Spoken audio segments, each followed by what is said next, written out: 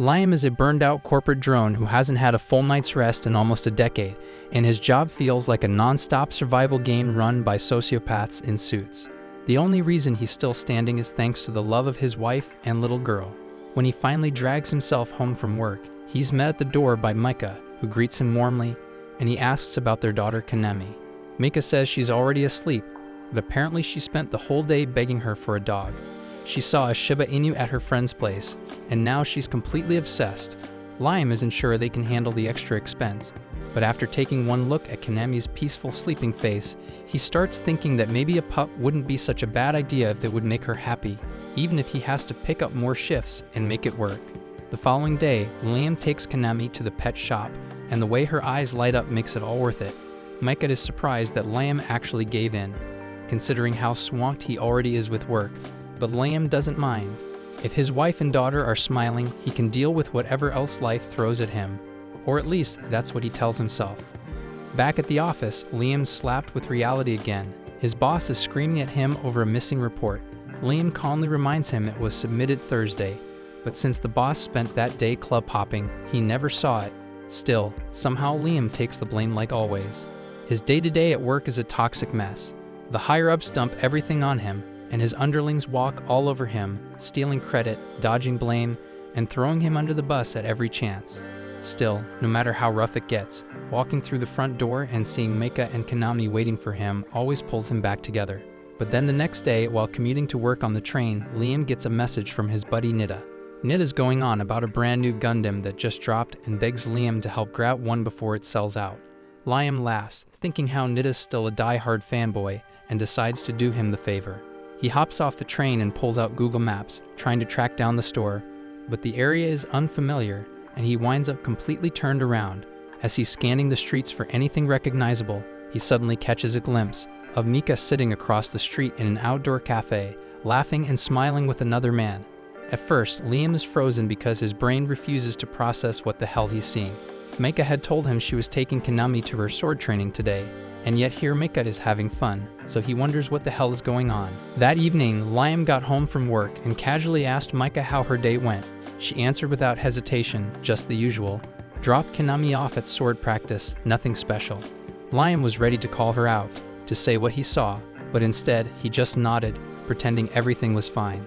He didn't want to destroy his happy family life, so he told himself there had to be some explanation.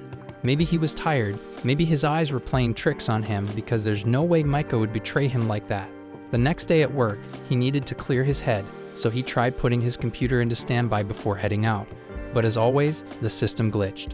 So he shut it down completely and left for a walk.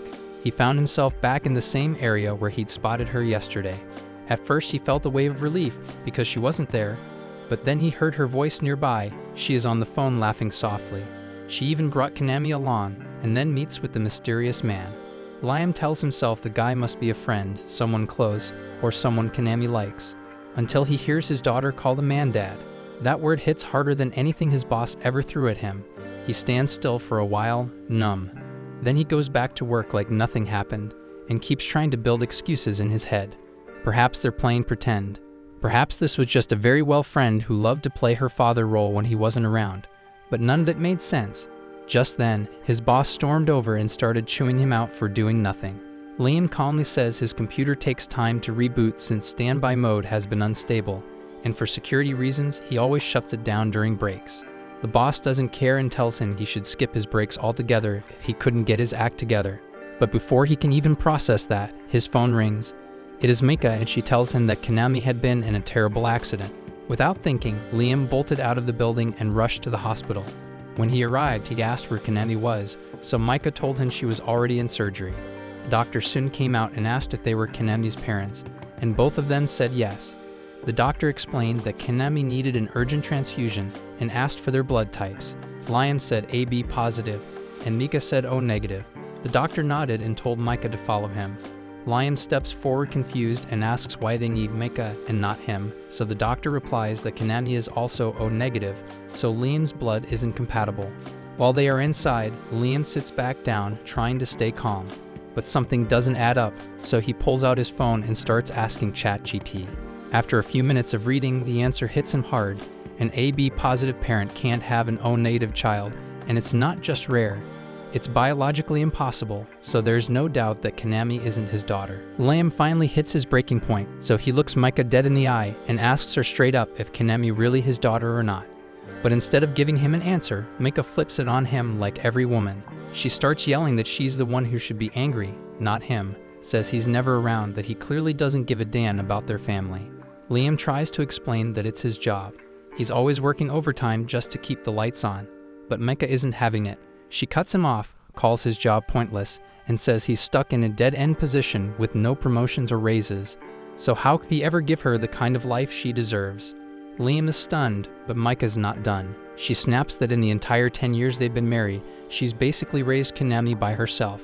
She completely ignores the fact that Kanami isn't even Liam's child, and says he's never really been part of this family anyway. Then, without a second thought, she says she's taking Kanami and leaving. Liam asks where the hell she thinks she's going, but she brushes past him and calls out to Kanami, telling her to pack up because they're leaving. He tries to stop her, but she moves away from him, so he grabs Kanami's arm in desperation, begging her not to go. He shouts that he's done everything for Kanami, that he's always tried his best. But then Kanami speaks up, scaredly saying she prefers her other dad. And just like that, every last bit of hope inside Liam collapses. The next morning, Liam drags himself into work, hollow and broken, but things somehow get worse. He's called into a meeting with his boss, who accuses him of stealing company money, and it's 50 million yen. He tries to explain, insists he didn't do it. But the logs show the transfer came from his account, using his work terminal, and the decision's already been made, and he's fired immediately. After that, Mega files for divorce, and she even has the audacity to sue him for child support for a kid that isn't even his.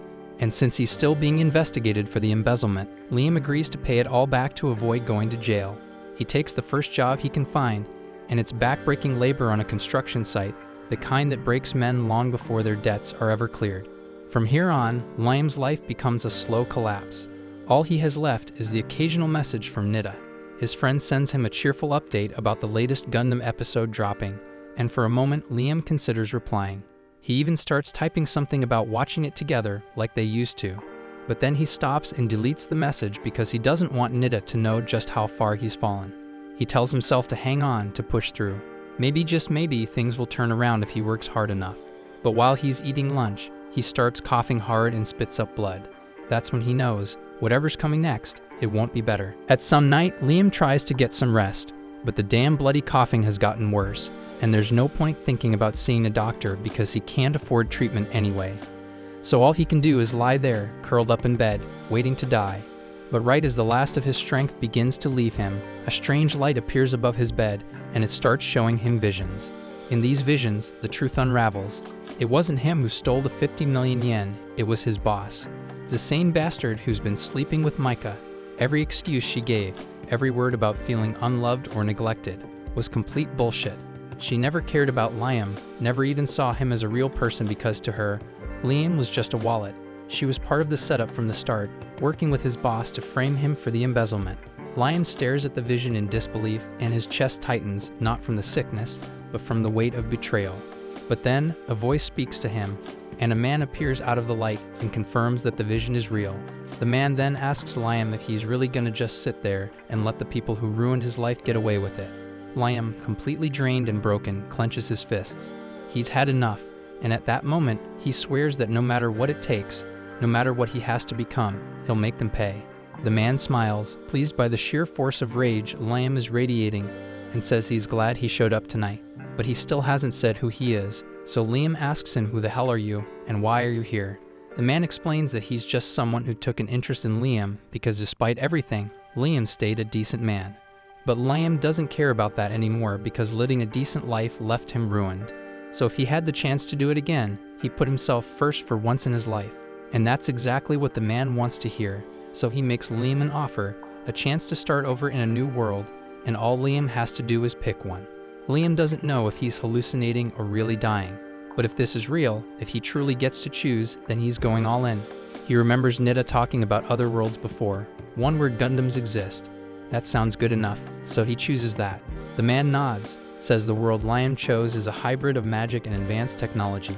One ruled by nobles and royals, where status and power decide everything. Normally, Liam might have ended up in a ditch or farm somewhere, but the man says he'll help a bit. He'll place him into the family of a count who governs an entire planet. Liam can barely believe it. For once, things might actually work out in his favor. Then, with what little life he has left, Liam signs the Isekai contract, and just like that, his soul leaves his body and heads off to a brand new world. Then we see on planet Hydra that Liam's 5th birthday has finally arrived, and his mom has put together a special celebration just for him. As part of the surprise, she calls him over and activates a levitation spell under her feet. Liam floats up after her, following closely into the next room. When they arrive, he's greeted by a massive birthday cake and a gigantic gift box right beside it. He rushes over, unwraps the present excitedly, and finds a sleek, metallic cube inside. His mom explains that it's the interface for customizing his very own AI maid. Using the cube, he can choose how she looks, what personality she has, and even pick out her specific features, like her ears, mouth, and other parts that are conveniently censored. Liam, a bit confused, asks why she's giving something like this to a 5-year-old, but she simply says it's important and doesn't elaborate. That's when his father walks in, saying he's got a birthday gift of his own. And it's not just any gift, he's offering Liam the entire Banfield estate. Liam is floored. He can't believe his father is actually ready to hand over everything to a child. He asks if his father is truly serious about making him the new count, and his dad nods. There's just one small catch. In exchange for giving up the title, he and Liam's mother want to retire quietly in a villa and live out their days stress-free. But to do that, they'll need a monthly allowance, so all Liam has to do is agree to pay them, and the title is his. Blinded by the idea of gaining power, Liam doesn't question it. He doesn't ask why any sane adult would hand an entire noble household over to a literal 5-year-old. So when his father pulls out a contract, Liam signs it immediately without reading a single word. After it's signed, his dad takes the document, says goodbye, and heads off with his wife to their villa. Liam still hasn't realized he's been completely played, but in his mind, none of that matters because he's now officially a count, and he swears to abuse that title to the fullest, so no one can ever walk all over him again. He figures none of this would have been possible without that man, so he's actually grateful for what he sees as a fresh start. Unfortunately for Liam, that mysterious man isn't exactly a benevolent spirit. In fact, he feeds off human misery, and after sending Liam off to his new life, he turns his attention back to Earth, to Mika and Liam's old boss. The two are still out at a fancy restaurant, cracking up over the whole thing. Liam's boss jokes that maybe he went a little overboard ruining the guy's life, but Mika, she doesn't feel the slightest bit guilty. According to her, Liam deserved everything that happened for wasting a decade of her life. But then, out of nowhere, the police surround Liam's former boss and slap him with an arrest warrant. The man tries to play it off like some massive misunderstanding, but the officers have already reviewed the surveillance footage showing him framing Liam for the embezzlement. There's no wiggle room left, and he's going away for a long, long time. With her precious sponsor heading off to prison, Micah's little fairy tale collapses in seconds. No more free dinners, no more easy money, just cold, quiet misery. The guide, the being who orchestrated Liam's reincarnation, savors every drop of her downfall because it's exactly the kind of delicious karma he lives for. Now all that remains is to transport Liam's soul to his new life. But this isn't about redemption because the guide doesn't want Liam to thrive. He wants him to suffer more. The plan is to drop Liam into a harsher, crueler world where lifespans stretch for centuries, meaning he'll have plenty of time to spiral into despair. And that's exactly what the guide wants because he feeds on misery after all. Over in that new world, on a distant planet, the Ghost pirate crew is in the middle of an invasion. Things are going well for them at first, until half of their soldiers suddenly blow up in a fiery mess. The pirate captain looks around in panic, and then he sees Christiana, the Princess Knight of Lebe, hovering above the battlefield. Christiana is the first daughter of the Holy Kingdom, and a walking nightmare for anyone who dares cross her people. As soon as she enters the fray, the tide of battle flips instantly. Her blade moves like lightning, and the pirates drop like flies. Even as they begin to retreat, she commands her troops to continue the assault. Mercy isn't on the menu today because they need to send a message that no one dares to touch Lebe's territory and live to talk about it. Meanwhile, back in Liam's new life, he finally receives his custom-made I made, and he's beyond hyped. The packaging looks underwhelming, basically a cube, but his butler assures him that all he has to do is touch it to activate the unit. As soon as he does, the box opens and a humanoid form lands gracefully on the floor. She introduces herself as Meiji, and the butler officially informs Liam that she'll be serving as his personal assistant from now on. She requires weekly maintenance, but aside from that, she's fully operational around the clock for anything Liam needs. But Liam isn't really paying attention to the technical rundown. He's already halfway around her, eyeing her design like a man inspecting a luxury car. The butler cautiously asks what the hell he's doing, and Liam, without shame, admits he's just confirming whether the custom specifications he ordered were delivered as promised. The butler is horrified and tries to remind Liam to act appropriately in front of others, but Liam just nods and then immediately asks Meiji to follow him to his room for a full, hands-on examination in private. And seeing that shit, the butler sighs in silent despair, deeply concerned about what this innocent young master is about to become. A few hours later, Liam is relaxing while Meiji gives him a shoulder massage. The butler steps in, asking what hell on earth they've been doing in here. Liam tells him not to stress. Sure, he looks like a little kid, but mentally he's 36. The butler isn't impressed and tells him 36 still counts as a baby around here. That totally throws Liam off, so Meiji jumps in and explains that in this world, people live around 600 years. Most don't even get considered adults until they hit 100. Liam is stunned. He had no clue lifespans were that insane here, but honestly he's not mad about it. It just means more time to try everything this world has to offer, and if he could keep Meiji by his side through it all, that'd be even better. But the butler gives him a heads up, and it's probably not smart to get too attached to Meiji. People in the Empire don't exactly love AI, and if word gets out that he's treating an AI like family, rumors are going to spread fast, and not the good kind. Liam didn't understand why AI were so despised, so he asked the butler to explain. He told Liam that a long time ago, AI nearly wiped out humanity in the Great Scannet War. People were enslaved, nearly erased, but in the end, a group of brave humans fought back and reclaimed their freedom. That group later formed the foundations of the Empire, so it wasn't surprising that nobles still carry a deep grudge against anything artificial.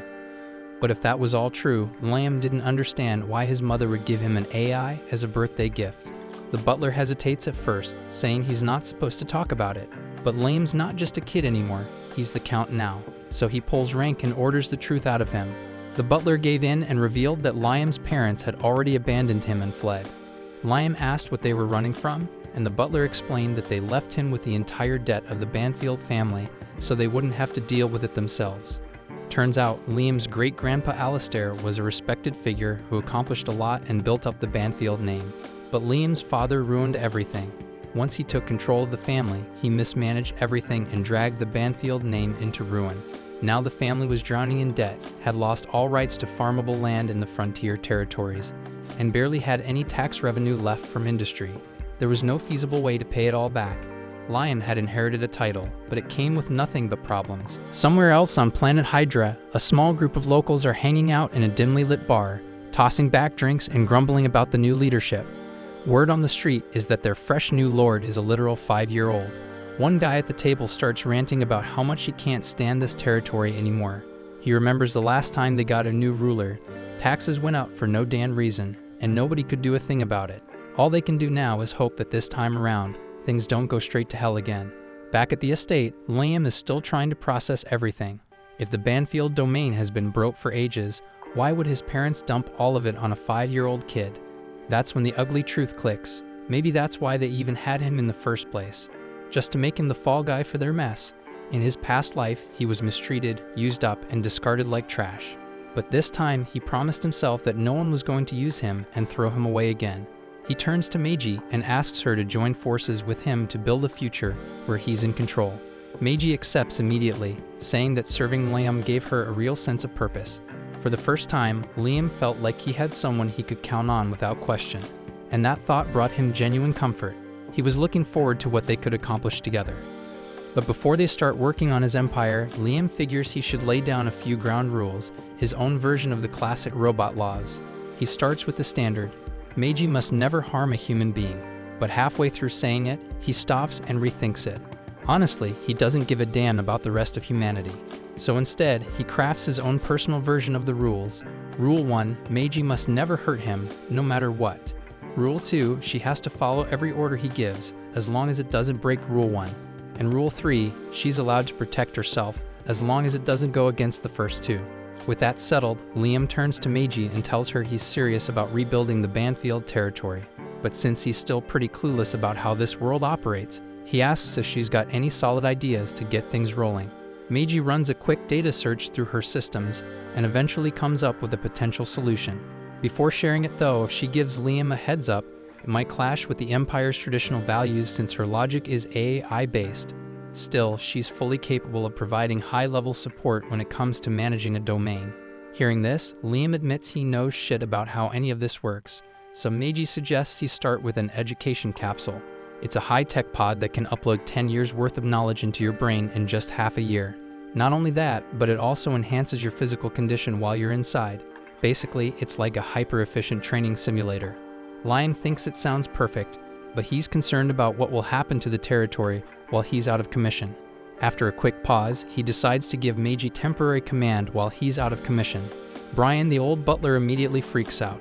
He's clearly not on board with handing over the reins to an AI, but Liam brushes off the concern. He says Meiji would never mess anything up unless he told her to, and technically there's no law stopping an AI from stepping in temporarily. So for now, Liam is placing everything under her care. Soon after, the capsule is ready and Liam prepares to dive in. But right before he enters, there's something he wants to ask Meiji. He looks at her and asks if she can actually feel emotions, or anything close to it. Meiji replies that she isn't entirely certain, but when Liam asked her to be his partner earlier, her internal logs triggered a memory cache overflow, which in simple terms means it made her happy. Hearing that brings a smile to Liam's face, so he thanks her again and reminds her that he's trusting her with everything. Then without hesitation, he steps into the capsule and begins his accelerated training. The scene shifts and time has clearly marched on. Liam's intensive training has finally concluded, and the capsule slowly unlocks with a mechanical hiss. As the lid rises, the first person he sees is Meiji, standing calmly in wait. Without wasting a second, Liam asks the question weighing on his mind. How long was he in there? Meiji meets his gaze and answers plainly. It's been 2 full years since the day the capsule was sealed. Once he gets changed, she gives him a detailed update on how things have been running in the Banfield domain, and to his relief, everything's gone off without a hitch. Liam thanks Meiji for managing things so smoothly while he was away. He says he'd like to go out and see the territory with his own eyes, so Meiji decides to take him on a tour, starting with the battleship docks. It's Liam's first time seeing the place in person, and the thing that really catches his attention is the fleet of battle suits. Curious, he asks if he can test one out, and Meiji is more than happy to set that up. She explains that the suit runs on neural prompts, and it responds to the user's thoughts. So as long as he imagines a movement, the system will carry it out. Liam gives it a try, and once the suit powers on, he starts walking around in it. Impressed, he mentions that he wishes he could spar with someone while using it, and Meiji tells him that can easily be arranged. A few minutes later, Mashida, the planet's defense chief, shows up to be his sparring partner. The mock duel kicks off with Liam rushing in to land the first strike. Mashida blocks the hit, but then dramatically pretends to lose. His acting isn't exactly Oscar-worthy, and Liam instantly realizes the guy is holding back. He doesn't appreciate being humored, so he orders Mashida to go all in. Since it's a direct order, Mashida has no choice but to comply. Liam then charges again, but this time Mashida grabs the blade mid-swing, disarms him in a flash, and sends him tumbling.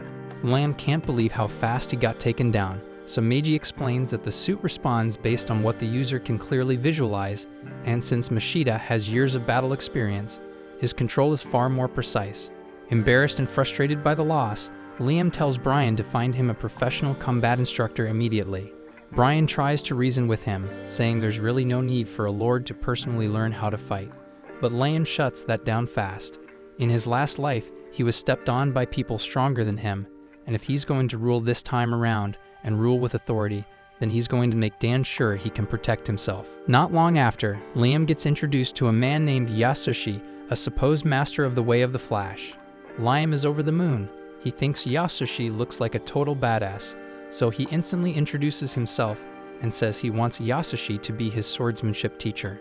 Yasushi agrees right away, which makes Liam even more excited. But Meiji doesn't share his enthusiasm. She thinks Yasushi is shady as hell. Liam doesn't exactly deny that, but since the guy looks like an old-school samurai, he's willing to let it slide. Still, Meiji asks him to at least confirm that Yasushi is the real deal before bringing him on as a full-time instructor. Liam agrees, so he asks Yasushi to do a little demo to prove his skills. Yasushi nods and leads them to a quiet clearing in the forest, where several wooden posts are already lined up. Before he begins, he announces that he's about to show them his secret technique, the legendary way of the Flash. He also says he'll never demonstrate this move again, so Liam better pay close attention. Liam, wanting to capture every detail, tells Meiji to start recording. Yasushi steps into position, slowly draws his blade just an inch, and then instantly sheaths it again. In the next blink, every post in the clearing splits clean in half. Liam's jaw practically hits the ground because the move looks impossible. He turns to Meiji and asks her to play the footage back in slow-mo to see exactly what happened. But no matter how much she slows it down, Yasushi's sword never visibly leaves its sheath.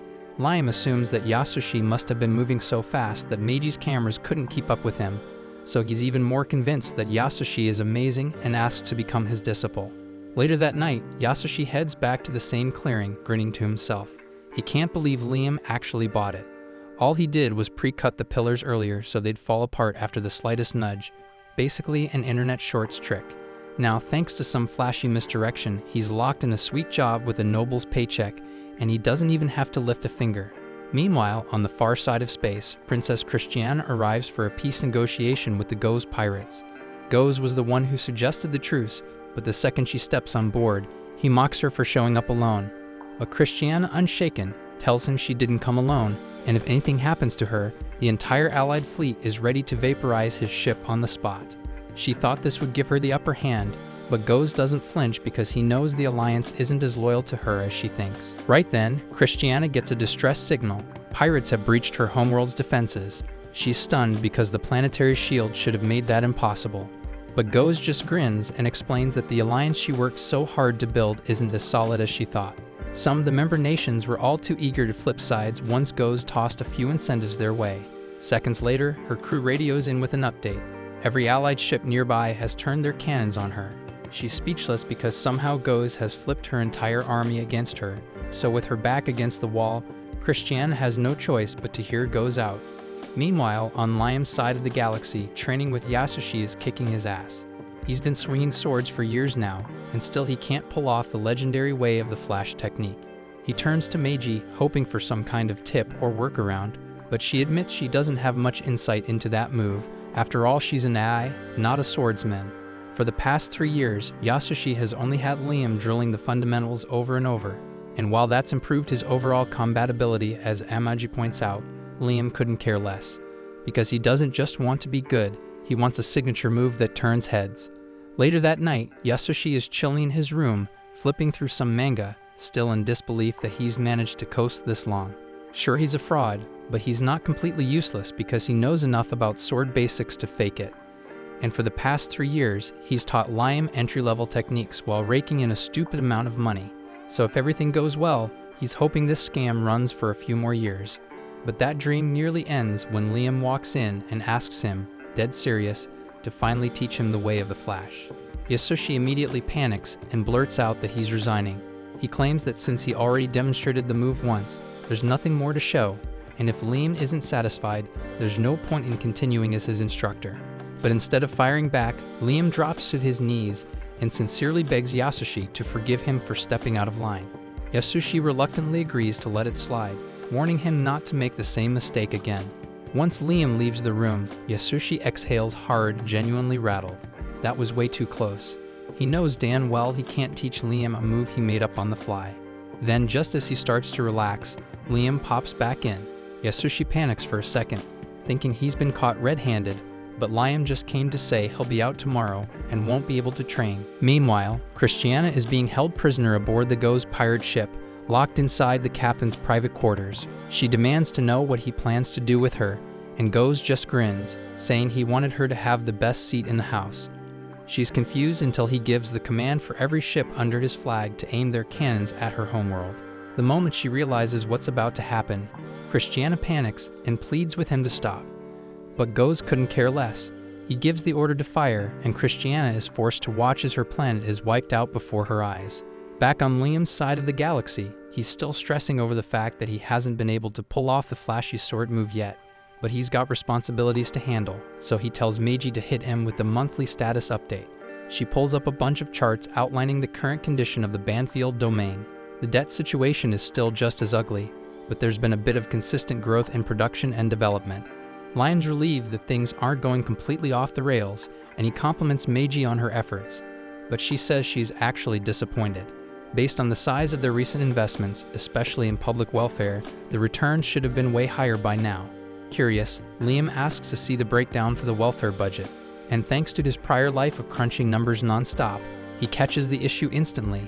Something is fishy, so he tells Meiji to bring in the noble managing that department, and soon enough, some noble who looks like a hungry pig comes in. Liam doesn't even bother playing nice, so he gives the guy one shot to explain himself. The noble tries to play dumb, but Liam lays it out. The financial records have been tampered with. The invoices don't add up, so it's clear the guy has been skimming money off the top. And what he thought was a clever cover-up is painfully obvious to someone who spent years digging through corporate expense sheets. Liam also questions the vendor change, and the noble claims the new vendor was more efficient, but that doesn't explain why the results have tanked. So it's obvious that he made the change to get a cut from a vendor he controls. But strangely, Liam isn't all that pissed because deep down, he expected corruption. In fact, he came to this world hoping to become the type of corrupt noble people whisper about. And if he wants to become a true villainous lord, he needs to use his position like this pig did. Right then, Meiji alerts Liam that the noble had actually been under investigation before for embezzlement, and Liam's shocked the guy still has his job. But the noble quickly explains that the case was wrapped up and blamed on his subordinate instead. Liam turns to Meiji for confirmation, and she says it's true that the official report pins the blame on the subordinate, but no real evidence was presented. In fact, the noble had the man executed shortly after. Liam's seen this kind of tactic before, and he calls the noble out on it. He accuses him of setting up the fall guy just to save his own neck. The noble panics and starts babbling, and denies everything, but Liam's not buying any shit comes from his pig mouth, so he picks up his sword and starts walking toward the shitless pig. The noble starts pleading, trying to talk his way out of it, by claiming that this kind of thing is standard procedure, and all the nobles do it because it's just how the game is played. But Liam's had enough, and he's about to swing when Meiji steps in and tells him to stop. The noble, thinking he's got an opening, starts shouting that Liam's just a kid and doesn't understand how the world really works. But before he can get another word out, Liam's sword flashes, and his head hits the floor. Still shaking with adrenaline, Liam gives a furious order. He wants Meiji to investigate every single noble on the planet and execute every corrupt one she finds. Meiji tells him that he needs to cool off first, and since this is Liam's first time actually killing someone, his body is frozen with tension, and he can't even release the grip on his sword. Meiji gently helps loosen his hand, and when it comes to his earlier order, she explains that wiping out all the corrupt nobles would create a major problem. Pretty much all of them are dirty, so killing them all would leave the entire administration in chaos. But as a compromise, she proposes setting up a batch of AI dolls to take over the nobles' administrative roles, and Liam trusts her judgment and gives the go-ahead. Later, back at the battlesuit hangar, Liam is itching to get back into training. Now that he's gotten a solid grasp of sword basics, he wants to try again in a suit. But before he can get started, Yasushi strolls in and tells him that no real warrior would ever use one of those default automated suits because they're too reliant on AI. So Liam asks Moshida if there's another option. That's when he's told about a special battlesuit, one that belonged to his great-grandfather Alistair. It's a rare relic, but it's fully manual, and no one before him or after has even been able to get it to function, and that makes Liam want it badly. Sometime later, we see that Yasushi ends up wandering through a dusty old shrine, poking around for anything worth grabbing, all while muttering under his breath about how damn annoying it is that Liam's actually making real progress. This whole so-called training was supposed to be a total scam, just a way to milk him dry, and Yasushi knows deep down he can't keep stringing Liam along forever, and if he wants to keep the money flowing, he's gonna have to come up with even more useless crap to throw at him. As he absent-mindedly leans against the wall, he accidentally triggers a hidden mechanism that reveals a mobile knight, ancient and worn. But for Yasushi, this rusty relic is exactly what he needs to keep the money flowing and Liam distracted. Meanwhile, somewhere on Earth, the malevolent entity known as the Guide continues his hunt for negative emotions. He stumbles across a man losing his mind at a Starbucks because the cream that was on his cappuccino sticks to the cup lid, and that shit makes him mad. The Guide savors the bitterness radiating from the guy's petty tantrum, but finds himself craving something richer, something more exquisite. Back in Liam's world, Yasushi has already tasked Liam with restoring the ancient mobile knight, now named Avid, as part of his so-called training. Eager to take on the challenge, Liam throws himself into mastering his master's completely bogus technique, the Flash, while his ever-loyal butler Brian watches. Although Brian is secretly thrilled that Avid used to belong to Liam's great-great-grandfather, he can't help voicing his doubts. He insists that Liam would be wasting his time messing around with such a primitive machine, but Liam remains unfazed, confident that if he can learn to master one of the oldest models ever built, his piloting skills will become unmatched. Brian, being the nosy busybody he always is, tells Liam to stop wasting energy on Yasoshi's ridiculous technique, calling it complete nonsense. Still, Liam is determined to give it everything he's got, believing that effort and perseverance will lead to real growth. Meanwhile, Meiji arrives at the site where Avid is being kept and immediately voices her suspicion about Yasoshi and his so-called teachings.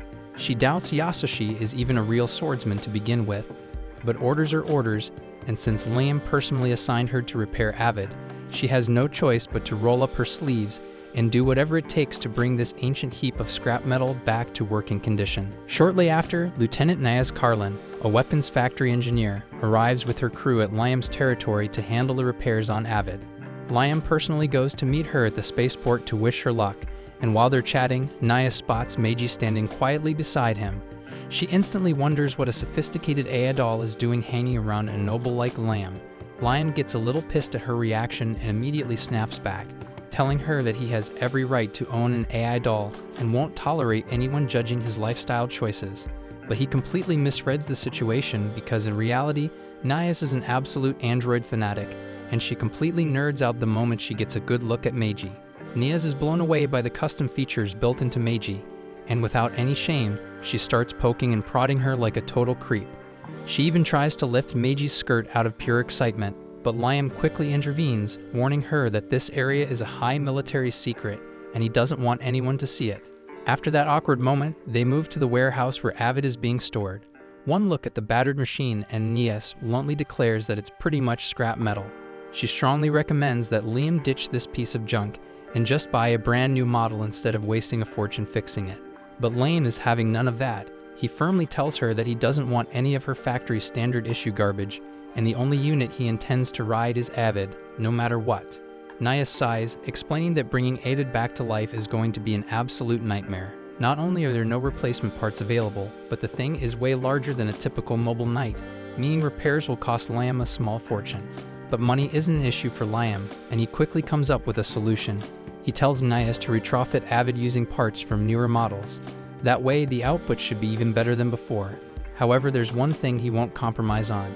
Since Yasoshi strictly ordered him to learn piloting without relying on modern conveniences, Liam makes it clear that all the automatic support functions must be stripped out, so he wants full manual control, no exceptions. Before heading out, Liam also throws in one final special request. He wants Avid to have a rocket punch, a detachable flying fist attack, because in Liam's mind, no ancient machine is complete without it. Right around that time, Yasoshi strolls into the warehouse to check on the progress being made with Avid's restoration.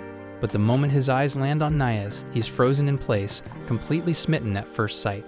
This shameless perv finds her so stunning in all the wrong ways that his nose instantly starts bleeding.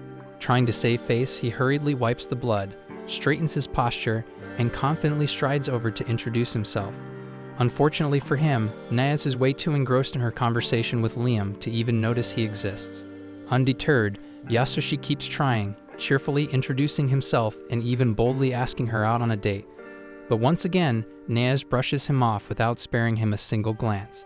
She's far more interested in explaining to Liam why his ridiculous idea of adding special moves to Avid is absolutely out of the question. Liam, being Liam, counters by casually offering her as much money as she wants to get the job done, and at that, Nias immediately caves. After all, her real goal from the start was to squeeze as much cash as possible out of Liam. Yasoshi, burning with jealousy watching Liam and his fated one chatting like they're starring in some rom-com, quietly vows revenge, and since he can't exactly sabotage Liam directly, he decides to punish him with an even more brutal and ridiculous training regimen. This time, his brilliant idea is to have Liam train completely blindfolded. He drags Liam out onto a river and makes him stand on a slippery log, struggling just to keep his balance. And while Liam tries to stay upright, Yasoshi gleefully fires off a barrage of tennis balls using a custom-made launcher. It's pretty clear Yasoshi is just venting his personal grudge for stealing his would-be girlfriend, but he masks it under the excuse that this new torture will sharpen Liam's swordsmanship. Liam, getting pelted by tennis balls while trying not to fall into the river, groans about how ridiculously heavy his weighted sword feels, but following his master's crazy instructions, he keeps practicing, determined to dodge the incoming tennis balls using only his mind's eye. Meanwhile, aboard the pirate flagship, Commander Goes strolls down into the prison cells, where he reveals he's been keeping dozens of captured women, including Princess Christiana herself. He doesn't bother explaining anything to the prisoners. He simply orders Christiana to step forward, announcing that they finally arrived at their destination, the Treasure Island. Goes leers at Christiana, getting far too close as he tells her that she's so beautiful that just looking at her makes his whole body shudder with excitement. Then, without warning, he drags her to the ship's laboratory, where his deranged assistant awaits, and flings open the door to a nearby room, revealing a horrifying sight. One of his earlier pets, a woman so mutilated and defiled she hardly looks human anymore. With a cruel laugh, Goes tosses the broken woman out of the ship like garbage and turns his full attention back to Christiana. He announces that she will be his next project, his new prized pet. With no need to rush, Goes gleefully begins brainstorming ways to modify his new toy. His assistant offers a few sadistic ideas, like slicing off her legs to cripple her permanently. But Goes, ever the creative lunatic, comes up with an even sicker plan. He wants to gouge out Christiana's eyes and graft them onto her palms. Trapped in this nightmare, Christiana looks around in terror, spotting rows of test tubes filled with other mutilated victims. So unless a miracle happens, she knows she won't escape this hell. Meanwhile, back at Liam's estate, a few weeks have passed, and Nias finally finishes repairing Avid, stuffing it full of customizations based on Liam's wild requests. But there's still one last step, so Nias brings Liam into Avid's cockpit to show him the basics of operating it. And of course, being Nias, she can't resist getting a little wild, pulling her top halfway down under the pretense of needing more freedom to instruct him properly. Liam, doing his absolute best not to look, awkwardly follows her instructions and powers up the ancient mobile knight. Avid immediately scans him and locks him in as its sole recognized pilot, meaning no one else can use it from now on. Feeling hyped, Liam tries to take his first step and immediately faceplants, toppling the whole much over. So Nias reminds him that Avid doesn't have any modern conveniences like automatic balancing systems, and unlike newer models, piloting this beast won't be as easy as pressing a forward button. However, there's a huge benefit. If Liam can master controlling Avid manually, it'll be like moving his own body. Feeling fired up, Liam pulls himself up and manages to walk forward again, this time keeping his balance on Avid a lot better. He pilots the unit out of the warehouse, and while he's practicing, Nias reminds him how crucial it is to maintain a solid mental image to control the mobile knight properly. She moves in closer to adjust some of his controls, but her massive melon ends up bordering him by accident, completely throwing off Liam's mental focus. And that shit makes the robot start moving its hands in a very weird way, as if it's reaching out gently to hold something it really shouldn't. Nias instantly catches on to what kind of mental image Liam must be having, giving him a suspicious glare. Liam quickly tries to defend himself, insisting that it wasn't his fault.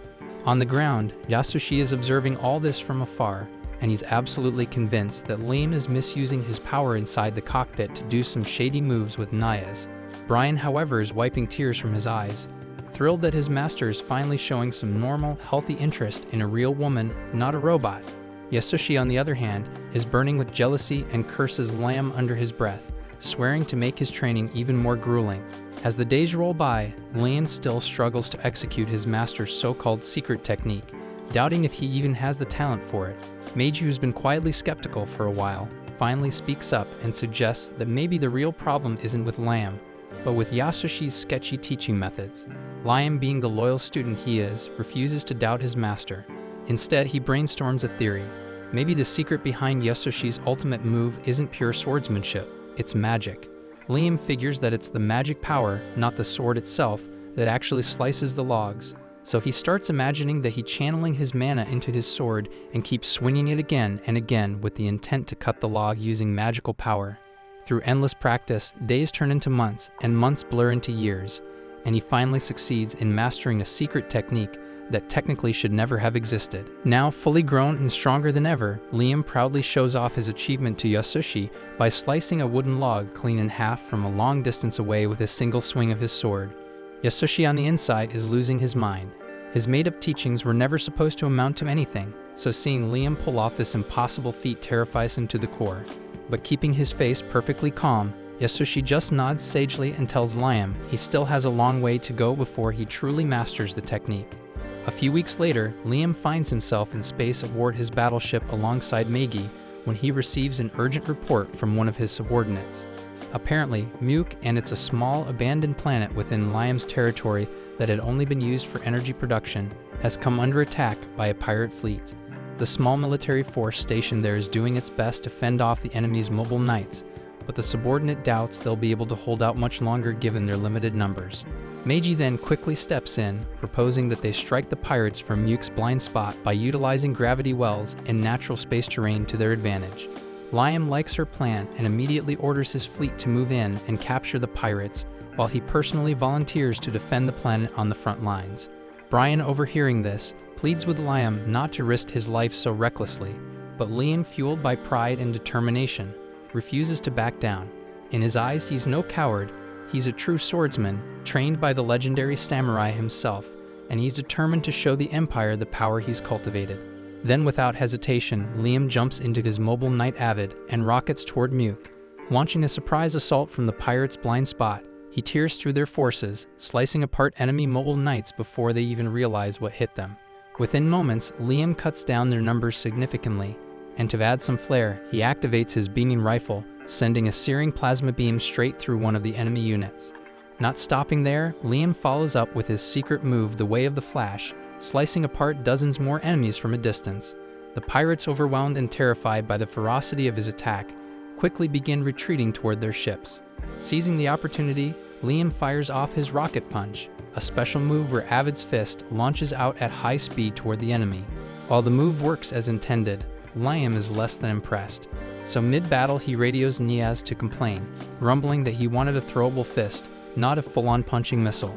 Then their conversation gets interrupted when Meiji chimes in, reporting that despite their efforts, they'd only managed to capture less than 10% of the enemy fleet, and about 30% of the ships were destroyed during the assault, while the rest managed to escape. Even so, Liam considers the operation a solid victory, and he praises the Vice Commander Meiji for doing a great job in her role. Meanwhile, Goes had just received the news that the pirate crew he'd dispatched to plunder the Banfield resource planet had totally botched the job, and he was seething with rage. The scientist, who has looked a lot like Dr. Frankenstein, calmly explained that the crew had seriously underestimated how powerful the Banfield forces actually were, leaving them no choice but to retreat before the whole damn fleet got obliterated. Sure, it sounded like a logical decision, but Goes wasn't having that shit. He outright decided every pirate who ran was going to be executed because he wasn't about to let cowards stay alive in his ranks. And once he dealt with them, he planned to send a message by personally finishing the job himself. Since he'd be gone for a while, he told Christiana, who was now looking so creepy and barely recognizable, that he'd return later to play with her again. At the same time, Liam and his fleet had just gotten back from their battle, and Liam was pretty damn satisfied with how things turned out. They had defended the resource planet, and as a bonus, captured several pirate ships.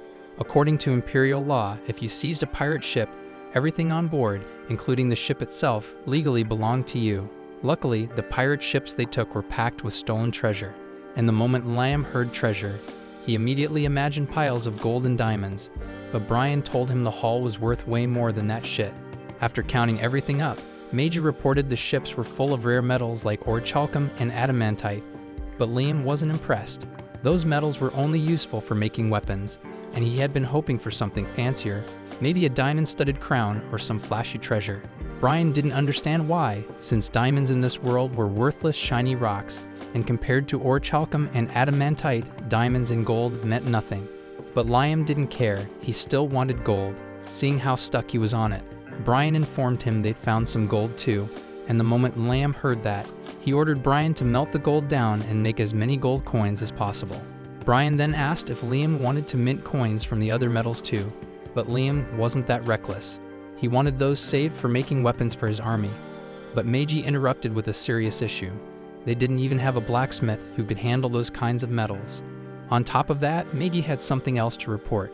After running diagnostics on the Banfield military's fleet, about 10,000 ships total, he discovered that most of the ships were useless. In fact, when the order was given to mobilize against the pirates, only 30% of the fleet was actually able to fight. Liam was honestly surprised they'd managed to pull off a victory against the pirates with only 30% of their fleet operational, But really that was just because the pirates had underrated them. To the rest of the Empire, Banfield territory still looked like a backwater, dirt-poor region, so naturally the pirates assumed it'd be a cakewalk to raid the Banfield resource planet. And under normal circumstances, it probably would have been right, but Liam's insane mech piloting skills completely flipped the script on them. Even so, Liam knew if the pirates came back with a full-scale assault, there was no way in hell they'd survive in their current state. Liam hated the fact that over 70% of his ships were useless junk, so Meiji offered up a suggestion. Maybe it was time to ditch all the broken ships. Brian immediately pushed back, arguing that if they scrapped the non-functional ships, their military strength stats would tank, and they'd end up looking like an effortless target. Sure, that was a valid point, but keeping all those busted ships around wasn't cheap either. The maintenance costs alone were gonna be a damn headache, and Liam had zero interest in throwing money down the drain, so he sided with Meiji. To calm Brian's worries, Meiji suggested they could simply buy new ships to replace the ones they were dumping. And since they'd gotten their hands on all those rare metals from the pirate ships, selling them off should cover the cost of building a brand new fleet. In other words, there is no problem with money. Meanwhile, Niaz was busy giving a presentation, proudly unveiling her latest ship design. She was hyped about it because she'd managed to boost the output by 7%, while also improving the ship's responsiveness and making it easier to maintain. She promised that if her ships were approved, the Imperial Army's fleet would end up stronger than ever. Then came the next presentation, led by Lieutenant Ulysses Morisil, representing the 3rd Weapons Factory. Her new ship model wasn't designed for pure combat. It was pitched as a luxury cruise liner. It had all the style and class of a high-end hotel, packed with entertainment options and leisure spaces to make sure the crew enjoyed every damn second on board. Sure, Nias' ships were way better in terms of firepower, but they didn't come with an indoor golf course and a jacuzzi. And apparently that mattered because the Imperial Army decided to buy from Ulysses rather than her. Nias tried to argue her design was stronger since she poured every resource into maxing out its performance, but Ulysses countered that her ships were just as capable in battle. Besides, strength wasn't all about weapons. A ship's power also depended on the crew running it, and if that crew could kick back at an onboard bar after a tough mission, they'd be way more willing to fight their hearts out the next day. As they walked out of the conference hall, Ulysses couldn't help but gloat about the Empire choosing her design over Nias's. But Nias wasn't backing down. Sure, she'd lost this round, but she swore this wasn't over. She was determined to prove her ship was stronger when it came to a real battle. The problem was, she'd already blown her entire damn budget on this project, and unless she somehow found someone crazy enough to buy all her unsold ships, she was gonna have to declare bankruptcy. Not like there was anyone dumb enough to buy a ship design the Imperial Army had straight up rejected. Then it hit her, she did know someone. If Liam was willing to pour money into repairing an old busted mech, then hell, he'd probably have no problem buying a fleet of unpopular ships. Meanwhile, the guide had been spending most of his time back on Earth, screwing with people to soak up their misery. But honestly, none of that compared to the suffering Liam had to be going through right now. The last time the guide saw Liam, he dumped him in another world with garbage parents who left him saddled with their debt. So he expected Liam's life and territory to be a complete disaster by now. But to his shock when he checked in, the planet was somehow thriving, so the guide was pissed because his entire plan to make Liam suffer had gone up in flames. But he still had one more thing to check. When Liam asked for a swordsmanship teacher, the guide had intentionally sent him Yasushi, a total fraud who couldn't swing a sword to save his life. So there was no way in hell Liam had learned any shit legit from that clown. Meanwhile, in a local bar, some of the townsfolk were chatting about how damn good the economy had gotten under Liam's rule. Everyone seemed grateful to have Liam as their lord, but while they were praising him, Yasushi sat quietly, thinking Liam was a freaking monster. Yasushi knew he was a fraud. He'd been giving Liam impossible tasks over and over just to keep up the act, hoping he'd eventually fail. But somehow, Liam kept pulling them off, and he even mastered techniques Yasushi didn't think were humanly possible. The guide overheard Yasushi's words and had no idea what he was talking about. Curious, he checked in on Liam and found him in the middle of training. He watched, stunned, as Liam completely obliterated a training post without even laying a hand on it. The guide couldn't believe what he was seeing because he hadn't given Liam any cheap powers or broken skills, so everything Liam achieved had come purely from his own effort. The guide couldn't wrap his head around how things were going this damn well for Liam in a world like this, and honestly, Liam wasn't expecting it either. Getting dumped by your parents and buried in debt at 5 years old was usually the recipe for a ruined life, but somehow things had worked out. Now the economy in his territory was booming, and Liam was finally living his dream life.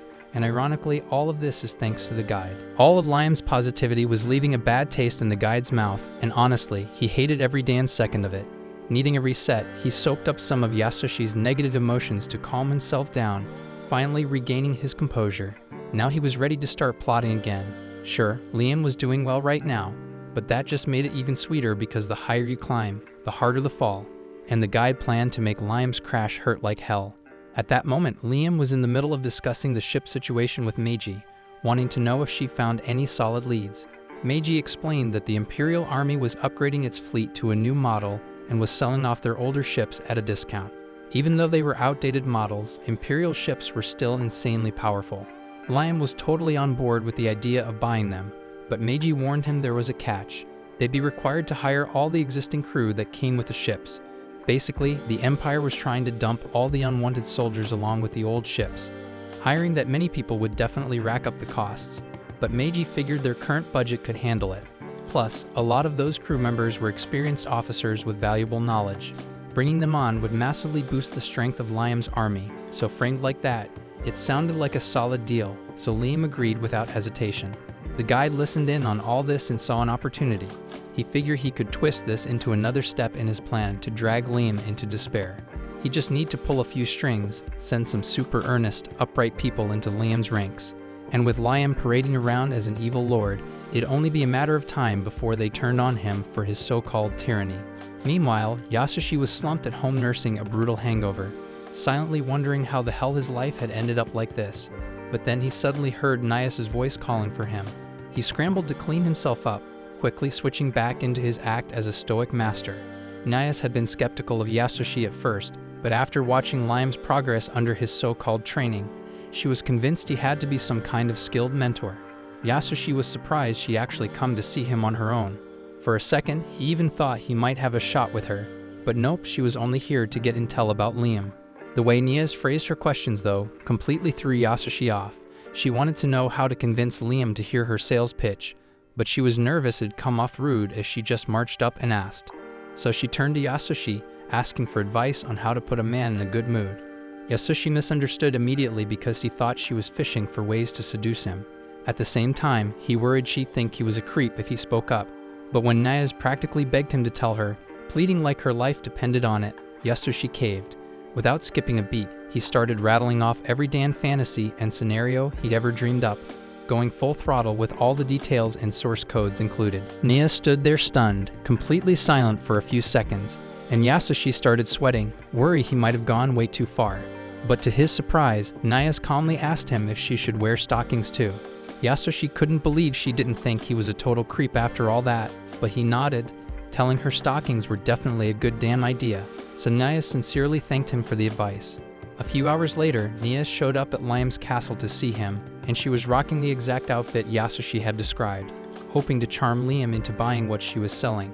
Liam might be a bit naive, but he wasn't an idiot. The second he saw her, he knew Nias was up to something, and knowing her, it was pretty damn obvious she wanted him to buy something. Nias admitted she was here to sell him the latest battleship model she'd built, but Liam shut her down immediately. Nias begged him to at least hear her out before turning her down, but Liam wasn't having it. He didn't need to listen to any sales pitch because he'd already bought a batch of used battleships from the Imperial Army, so he didn't need any more ships, period. Still desperate, Nias kept pushing, rattling off her ship specs, and honestly, they were impressive. But Liam just told her to take them back to the Imperial Army if she was so eager to sell. Nias confessed she had already tried that, but she had lost at the showcase, failing to sell a single ship. She pleaded with Liam, asking if he'd be willing to buy at least a few, just 100 or 200 ships, because it would help her tremendously. She even offered to help him get a loan if money was the issue, but Liam cut her off fast, telling her to stop right there because just the idea of going into debt again made his skin crawl. Nias was getting seriously desperate at this point. So desperate, in fact, that she started stripping right there, trying to seduce Liam into buying the ships. But all it did was remind Liam of how in his past life, his shitty wife had probably seduced his damn boss. Liam knew Nias wasn't that kind of woman, but right now she looked pitiful as hell. He sighed, figuring the fastest way to make her stop was to just agree. He asked Meiji if they had any leftover funds in the budget, and Meiji replied they could afford about 300 ships. so Liam told Nias he'd take them, and Nias was overwhelmed with gratitude, promising to deliver the ships immediately. But as she turned to leave, she tripped over her own feet and face-planted hard onto the floor. Liam had to admit, Nias was beautiful, and her design and engineering skills were top tier. But damn, sometimes she was a total mess. Out in the halls, Nias was practically bouncing with excitement as she ordered her team to prep 300 ships for delivery. Her coordinator was floored that she actually found someone willing to buy them, but Nias proudly said it was all thanks to her unbeatable charm. Meanwhile, Liam was lounging in his throne room, getting his ears cleaned by Meiji, completely relaxed because for him, everything was going just fine. Not long after, Nias showed up with all 300 battleships she pretty much bullied Liam into buying. Right around then, the fleet he ordered from the Imperial Army rolled in too. Meiji handed over the receipt through quantum teleportation and made a big deal of repeating the word quantum as she asked for his signature.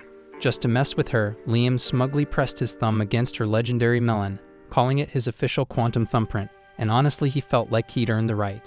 Meanwhile, Yasushi was lounging at home, still pissed off and thinking about how he was going to get back at Liam for repeatedly stealing Nias away from him. He thought back on Nias' entire scheme, frustrated that she'd wasted her precious charms on that brat obsessed with dolls. Imagining the things Liam must have done to poor, sweet Nias only enraged Yasushi more, and he promised himself that Liam would pay dearly. As Yasushi's rage boiled over, the guide suddenly appeared, having secretly observed and absorbed all the negativity pouring out of Yasushi. The guide was thrilled by Yasushi's anger and eagerly anticipated how it might ultimately lead to Liam's downfall. Deciding to put his faith in this scheming fraud, the guide departed to another dimension to continue harvesting negative emotions elsewhere. Nias brought Liam on board the battleship she'd built to give him a guided tour.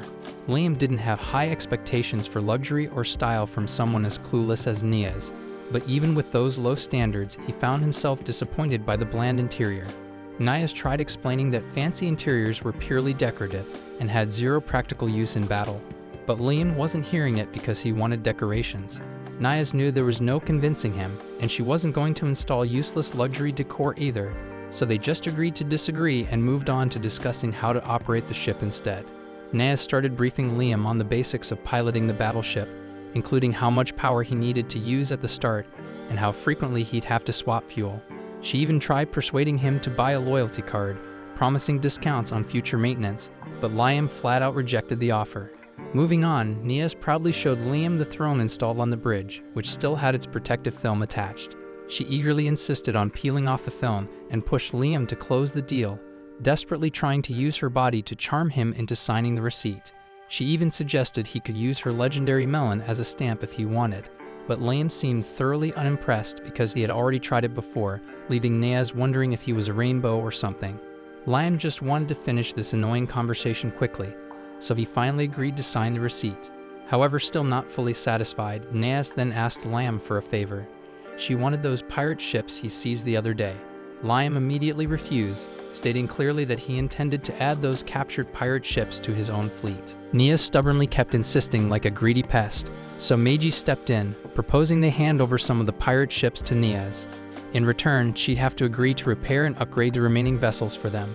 Liam immediately loved the idea since all those pirate ships were basically scrap metal anyway, and Nias gladly accepted the offer. She admitted openly that the only reason she was so eager to get the pirate ships was because she wanted to study their technology. Apparently, the pirates used unknown tech and foreign equipment from outside the Empire, and Nias was itching to take a closer look at their hardware to improve her own designs. But before finalizing the deal, Liam decided to personally inspect the pirate ships first, taking Meiji and Nias along with him. They entered one of the few vessels still mostly intact, and Liam immediately noticed the massive difference in both design and controls. The damn thing literally had a helm, exactly like an old-fashioned pirate ship, and Liam instantly fell in love with it, so much so that he decided on the spot he wanted the same setup on his personal battleship. Nias, being the boring nerd she was, immediately launched into a long, annoying explanation about why that was a terrible idea, but Liam quickly shut her down. As a man of true culture, he made it crystal clear that if he wanted something, he was getting it, no matter how useless she thought it was. Ignoring him, Nias wandered off excitedly around the room, geeking out every time she discovered something new. As this is going on, Liam noticed a tiny glowing dog heading off toward another room, so he followed after it, accompanied by Meiji. Eventually, the dog led them straight into a navigation room. As Liam stepped inside, his footsteps activated some hidden mechanism in the floor, which projected a hologram showing the ship's previous flight paths. Meiji quickly analyzed the data, realizing this particular vessel had terrorized the entire Empire. But what interested her most was that the ship always returned to the same warp gate near the border. Apparently, that region was a lawless zone beyond the Empire's direct control, a wild area on the front line of a continuous conflict between the Empire and another nation. Liam immediately realized that this warp gate probably led directly to the pirates' hidden base, and after Meiji ran the coordinates through her systems, she pinpointed exactly where their secret hideout was located. She began rattling off a complicated scientific breakdown about how incredibly difficult the location was to reach, explaining something about bizarre orbital paths and navigation challenges, but Liam tuned her out completely. He was too busy fantasizing about what he might find there. He'd already convinced himself that it must be some secret treasure island where the pirates regularly stashed all their best loot. Of course, Liam was delusional as usual, but Meiji decided to just leave the decision up to him. Bursting with enthusiasm, Liam immediately declared that their fleet would set out right away on a grand treasure expedition. Shortly afterward, Goes received word that the debtor Liam had initiated an invasion and had attacked and crushed some of his men on the front lines. So Goes summoned these pathetic underlings, deciding they needed punishment for disgracing the pirate reputation by losing to some garbage noble. But before handling these worthless idiots, Goes ordered the rest of his crew to bring him Liam's head, dispatching every available man and deploying his entire fleet. Meanwhile, Liam and his fleet arrived at the warp gate that led directly to the pirates' secret base, but they were immediately stopped from entering because apparently, the Empire required a hefty toll for using this particular gate. The gate officer contacted Liam, explaining that since this warp gate covered an enormous distance, and considering Liam wanted to warp an entire fleet of 7,000 ships, it would cost a fortune. Liam casually promised he'd pay them back later, but the officer didn't trust Liam's word at all. Annoyed, Liam asked Meiji if they could find someone reliable to vouch for him, but unfortunately, they had no influential contacts whatsoever. Liam tried explaining his intentions again, emphasizing that he was headed to pick a fight with the pirates, but that just made the officer even more hesitant to let him through, given that Liam couldn't even guarantee he'd survive the battle, let alone make the payment afterward. Since Liam hadn't brought any actual money and had already spent several days traveling here, simply turning around wasn't an option. Frustrated, Liam demanded to speak with the officer's supervisor, but unfortunately for him, this particular officer was already the top-ranking official at the gate, so Liam just threw a tantrum and abruptly ended the communication. He quickly came up with another idea, deciding he'd try negotiating a deal with the gate officer face-to-face. While Liam struggled desperately to persuade the warp gate crew to grant him access through the Pomwonia gate without paying the toll, Goes and his own massive warship arrived at that very same gate. Unlike Liam, Goes had plenty of connections here, and even though he was clearly the villain in this scenario, he didn't have to beg anyone for access because those with the money always made the rules. When Goes contacted the warp station, a familiar gate attendant enthusiastically greeted him, asking where Goes planned to head after entering Pomwonia gate. Goes bluntly replied that he intended to travel directly to the Domus Gate. Everyone knew Domus Gate basically led nowhere useful because there was practically nothing valuable a criminal like Goes could find there. Confused, the attendant asked why he'd bother going to such a wasteland, but Goes curtly informed him that it wasn't any of his damn business. He declared that since he had the cash, he shouldn't face any hassle entering, promptly paying the required fee on the spot. At the same time, Liam showed up at the warp gate himself, thinking his usual smooth talk might finally open a path. He approached the officer confidently and asked to be let through, but the officer told him there's no problem, right before slapping him with the requirement to pay the warp fee. Liam immediately tries to flaunt his status, boasting about his noble title and promising that he can get the money, but the officer doesn't even blink. When the bragging fails, Liam shifts tactics, switching to a pitiful tone, pleading for entry like his life depends on it, but the officer stays unmoved. Doubling down on the act, Liam starts sobbing and bows dramatically, claiming he needs to visit his gravely ill mother, and this trip is urgent. The officer glances at the massive fleet Liam brought with him and deadpans. You need thousands of ships to visit your sick mom, so she must be really sick. When that excuse flops too, Liam improvises again, saying he just wants her to see his fleet one last time before she passes. The officer calmly tells him to come back once he actually has the funds, if seeing his mother is really that important. As the discussion ends, the officer receives a transmission regarding Go's travel authorization and walks off to handle that matter. Liam is fuming because he can't believe his negotiation tactics aren't working anymore. He wanders around in frustration until he notices that weird glowing dog again and follows it. Inside the warp control room, the staff notice Go's route on the monitor and immediately realize that Liam's fleet is still queued up in the waiting zone. It's clear this encounter won't be anything close to peaceful, but the real problem is they're the ones who messed up because they accepted payment from a known pirate without double-checking his destination, an oversight that could land them in serious trouble. So in classic bureaucratic fashion, they all quietly leave the control room and take a group break, hoping that by the time any chaos breaks out, they'll have plausible deniability by not being present at all. Once the room clears out, Liam finds himself there and takes a look around. He realizes it's the warp gate controls and notices Go's ship hovering near the Palmonia gate. He assumes the officer must have felt guilty and secretly gave him permission to pass and cleared the room to cover it up. But when Liam glances at the terminal again, he sees the warp paths moving in reverse directions. Figuring the guy must have made a mistake, Liam sits down and tries to fix the routing. His meddling unintentionally messes up Go's transfer path, but since the warp sequence continues as normal, Go's doesn't notice anything wrong. Out of nowhere, Meiji calls Liam and asks him to come back.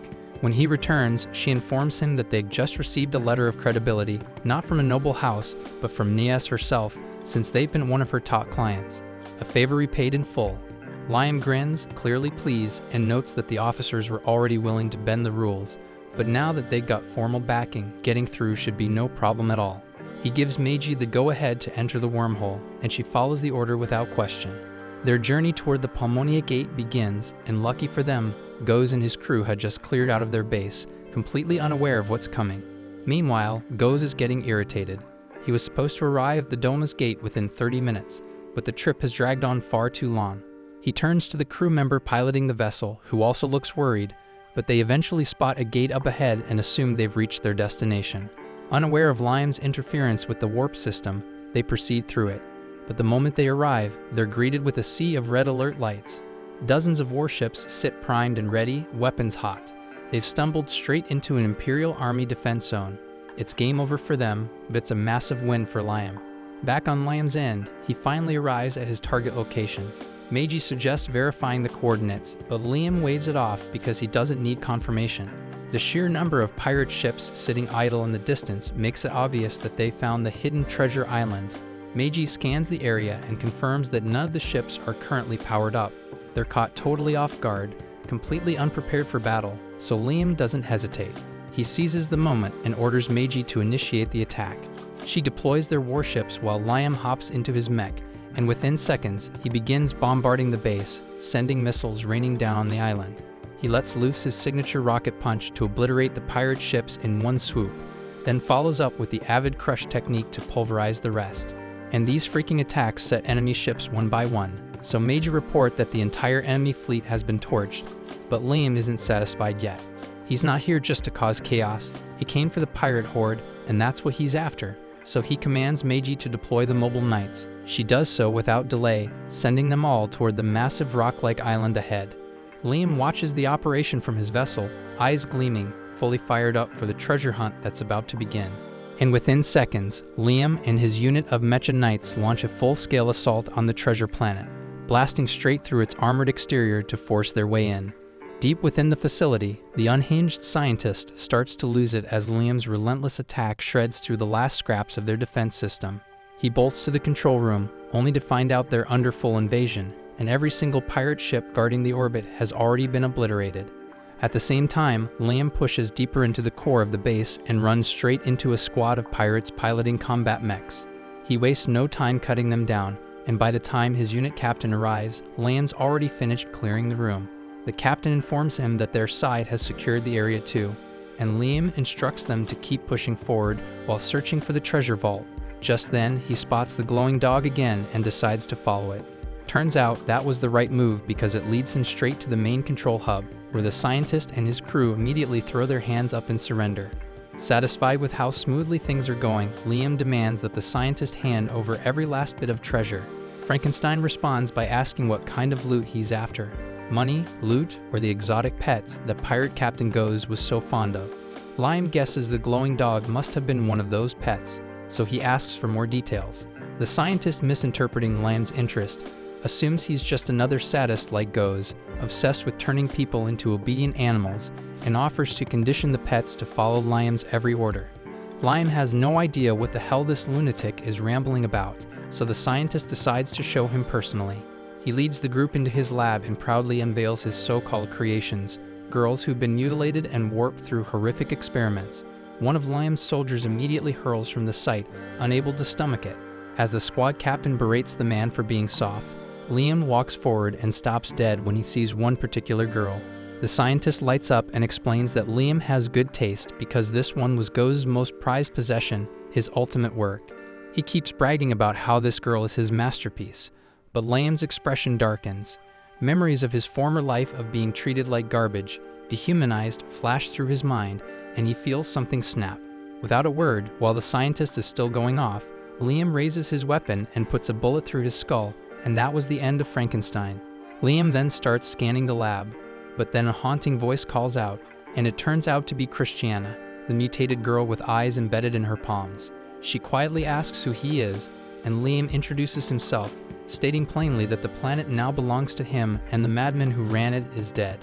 Upon hearing that, Christiana begins sobbing, thinking that maybe, just maybe, her nightmare is finally coming to an end. Through tears, she begs Liam to put her out of her misery, along with the others, because none of them can return to a normal life after what's been done to them. But Liam doesn't waver. He tells her that he's going to save every single one of them, and in return, he expects them to repay the favor someday. With that, he turns to leave, telling his troops to call in the medics and start transporting the girls back to the ship for treatment. Christiana cries out again, begging him to reconsider, knowing full well that there's no way to reverse the horrors they've suffered. The squad captain feels sorry for her but follows orders anyway. He gently tries to reason with Liam, explaining that healing the girls would require an entire biological rebuild, meaning rare elixirs and light medical specialists. The process would be insanely expensive, and in his eyes, saving them just isn't worth the cost. But Liam brushes that off and simply says he's in a good mood today, and doing something decent every now and then won't kill him. Right on cue, Meiji contacts him to report that they found the real treasure vault, and Liam grins at the timing, because now they got the funds to pay for the girl's treatment. At the same time, Christiana continues weeping, her voice trembling as she reflects on everything she's lost. She used to be the Princess Knight of the Holy Kingdom, a national hero, respected and admired for her victories against pirate factions. But the day she confronted Goes and his crew, they lured her into a trap and took her hostage. Right after that, she watched in horror as they obliterated her homeworld in front of her eyes. Her family had trusted the protective barrier from the United Alliance to hold, but it became clear they'd been betrayed. The defenses failed, and in the blink of an eye, her entire planet vanished in a storm of fire and dust. Christiana's world had already shattered, but her nightmare was far from over. After annihilating her homeland, Goes brought her and the remaining survivors to his so-called Treasure Island. Her squadmates were terrified beyond words, but Christiana held on to whatever hope she had left, reassuring them that anyone would come to their rescue, and she refused to believe their fate was sealed. When Goes finally showed up, Christiana met him with defiance. She told him to end her life right then and there if that was what he wanted, because she would rather die than be degraded and toyed with. But Goes simply laughed, saying that if killing her was the goal, he'd have done it already. He made it clear that the only reason any of them were still alive was because he planned to add every last one of them to his personal collection. Then, with a twisted grin, he announced that he was in a generous mood and he'd let one girl go free, but he demanded that Christiana choose. Cornered and unsure what to do, she picked the girl who looked the most terrified, thinking she might be sparing her. But it was all a cruel setup, because the moment she spoke the girl's name, Goes handed her over to the scientist who looked like Gollum, who gleefully dragged her away to be the first test subject. The grotesque scientist transformed into a multi-limbed abomination and began slicing the girl open while she screamed. Christiana went mad with horror and begged for it to stop, but Goes just laughed in her face, telling her that if he stopped now, the girl would die. Completely broken, Christiana had to watch as the girl she tried to save was turned into a twisted, unrecognizable creature. Goes leaned in and whispered that this was just the beginning, and he promised that Christiana would become something far more beautiful. Shaking, she demanded to know how someone could take joy in this, and he answered without hesitation, it was pure satisfaction. Goes said life had been cruel to him, cursing him with an ugly face, so he takes that pain and twists beautiful women into monsters. So watching them crumble from the inside out was his idea of fun. Then he forced her into the operating chair, and all of Christiana's strength vanished. She begged, she cried. She promised anything, obedience, loyalty, submission, if he would just let her go. But Goz told her that this was exactly what he wanted. He'd saved her for last on purpose because he wanted to see her fall the hardest, suffer the longest. He then ordered Gollum to rip out her eyes and embed them in her palms, so that even without a mirror, she could always see the monster she had become. No one listened to her screams, and just like that, Christiana was mutated beyond recognition, cursed to be his prized pet.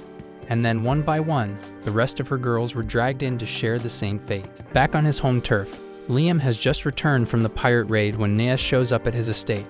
She heard about his win at the pirate base and immediately starts pitching her next scheme. She wants him to buy even more battleships to celebrate the victory. Liam tells her to knock it off with the money grabs, but Neas argues that her battleships played a big role in the raid's success, and since Liam scored a massive payday, he should throw some cash back into her products. She tries pulling the same old flirt and tease routine again, but Liam's not buying it this time and tells her to shut her damn mouth. When seduction fails and even her low-key threats fall flat, she reminds him that she's the one who secured him access to the warp gate in the first place, and that finally gets Liam to stop and listen for now. He turns to Meiji and asks how many ships they can actually afford with the treasure haul. She calculates everything and explains that after cutting out the necessary costs, they can still purchase up to 5,000 ships. Liam's jaw practically hits the floor, but before he can process it, Nias bolts out the room yelling that she's going to prep the 5,000 unit order right now. Liam dashes after her in a panic, trying to stop the damn lunatic before she actually places that massive order. Elsewhere in the palace, Yasushi is wandering through the halls, trying to come up with a new excuse to squeeze some more funding out of Liam. Right then, he spots Nias strolling past while on a video call, proudly telling her colleague that she just locked down a major sale from Liam by selling out every last scrap of her pride. As usual, Yasushi misreads the situation completely and assumes Liam is treating Nias like a personal toy again, and he gets fired up, which makes the lurking guide extremely happy since he's been waiting around hoping Liam will slip into some darker emotions. Meanwhile, Liam is busy searching for Nias, but Yasushi runs into him first and calls him over. He brings Liam to the training field, where things immediately go downhill. Liam is blindfolded, handed an absurdly heavy sword, and told to get ready for another one of Yasushi's insane training routines. This time, dozens of drones circle him and fire tennis balls at breakneck speed from all directions. Liam doesn't stand a chance and keeps getting nailed, and just when it couldn't get worse, Yasushi dials up the intensity again. Liam drops to the ground, groaning that there's no way he can defend against everything using just one blade. But Yasushi isn't interested in excuses. He tells Liam to shut up and figure it out for himself. So Liam figures that maybe it's time to try magic again, just like he did before, but this time he flips the script and uses it for defense.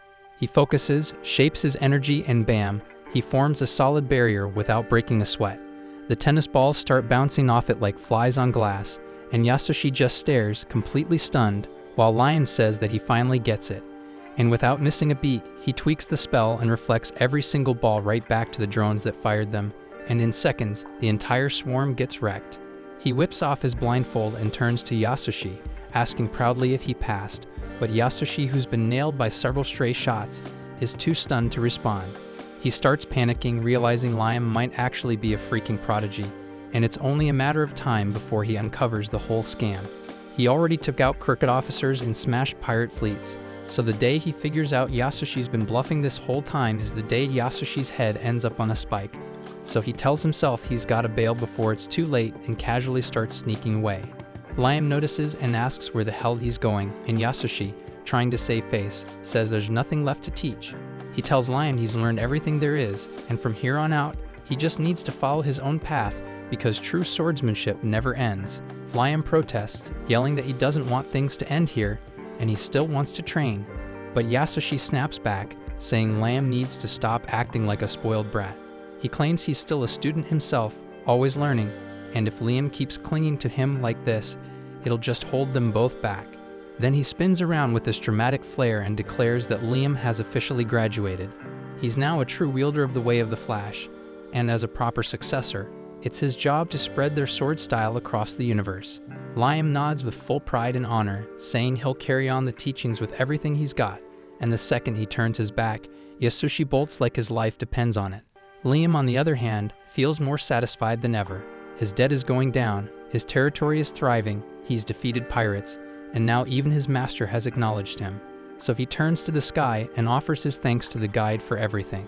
The pervy gremlin, hearing that, immediately warps out to another realm before Liam's Dan good vibes obliterate him for good. Days go by, and Liam again starts feeling that familiar emptiness creeping back in. Frustrated, he vents to both Brian and Meiji, going on about how cruel and unjust his past life had been, and how, now that he's risen as the most feared evil lord in this world, he's going to make the whole damn world pay for what he went through. Meiji completely misreads his dramatic monologue, nodding enthusiastically in agreement, except in her mind, she's thinking about all the unpaid debts he still hasn't settled. Liam casually brushes her off, promising he'll pay them later. Right now, he's far too focused on relishing his life as an evil lord. To truly enjoy this life, Liam knows he needs 3 things: power, money, and above all, a harem filled with beautiful women. He already has power, being an exceptionally skilled, certified master swordsman, so next on his list is money.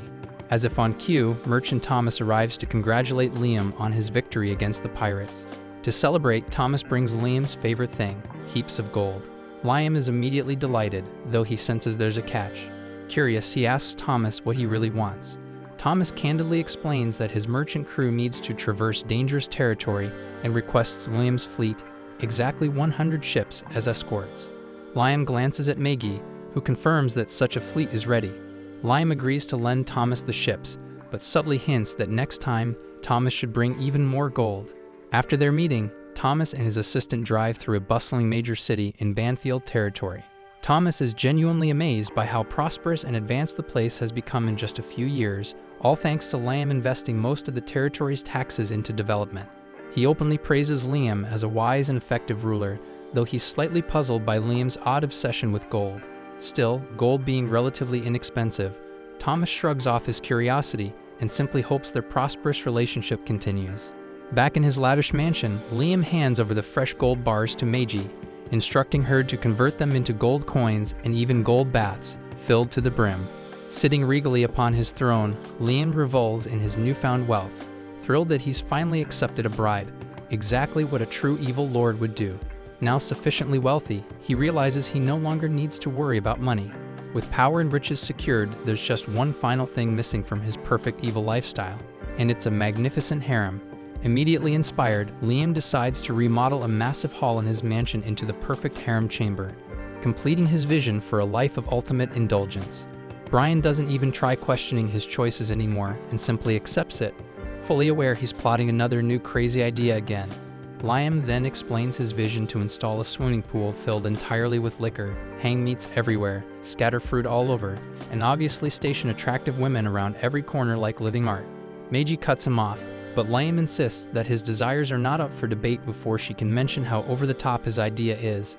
However, Meiji quickly clarifies she isn't concerned about Liam blowing a huge fortune on pointless decorations. Her real issue is the plan to fill a pool with booze, which she points out could be hazardous due to alcohol vapors filling the space. Upon hearing about the risk of fire or explosions, Liam briefly wonders if he needs to rethink his idea. Meiji continues by explaining how disgusting it would be to drink alcohol from a pool, and before Liam can object, she delves into an overly technical explanation that eventually convinces him his idea isn't practical. Brian finally chimes in as well, outlining precisely why hanging meat isn't feasible, and after an extensive explanation, Liam at last understands just how absurd and questionable his whole plan is. Nevertheless, he's determined to build himself a harem, and when both Meiji and Brian shockingly agree to let him indulge in as many women as he wants, Liam finds himself genuinely taken aback. Apparently, he had forgotten how influential and authoritative he truly is, and since many others in similar positions have harems, it's perfectly reasonable for Liam to have his own. Brian then launches into another long-winded lecture, reminding Liam how he assumed he had zero interest in women and was embarrassingly drawn only to artificial dolls, confessing the idea of Liam having no hair made him deeply worried. The old man starts aggressively pushing Liam to produce an hair immediately before pirates or some other threat eliminate him, but Liam brushes him off, fully focused instead on establishing his harem, deciding he'll include 100 women. Yet, upon learning that 100 women is considered a modest number in this society, Liam seeks Meiji's backing, and she insists Liam should aim for at least 1,000. Liam suddenly freaks out and ditches the whole plan, deciding to stick with Meiji as his one and only. But after a lengthy talk from Brian, he caves and insists he'll exclusively pick girls who can't stand him, because that's how real bad guys roll. With that twisted logic, he storms into the city and heads straight for his first target. But the moment she lays eyes on him, the girl totally falls for him. He freezes up, completely grossed out, especially when she flashes a nose balloon, some idiotic trend that's apparently hot right now. Disgusted, Liam bolts back to his mansion and instantly issues a ban on the nose balloon, calling it one of the biggest turnoffs ever invented. Later, during a beach visit, he spots women completely covered from head to toe, and that's when it hits him. This planet has terrible fashion sense. So he decides to make fixing that his next big mission and tells Meiji to bring in a team of elite designers. But Meiji says revamping fashion alone would bust their yearly budget, causing Liam to shelve the idea and seek another solution. Considering importing gorgeous girls from other worlds, Meiji counters that Liam's estate already employs the territory's finest beauties, leaving no reason to import extras. However, Liam refuses to approach them, since his whole goal is to find ladies uninterested in him. Meiji then assumes Liam secretly prefers men, but is just embarrassed to admit it out loud. That shit makes Liam immediately offended, because that's not it at all, and desperate to prove her wrong, he starts plotting his next move.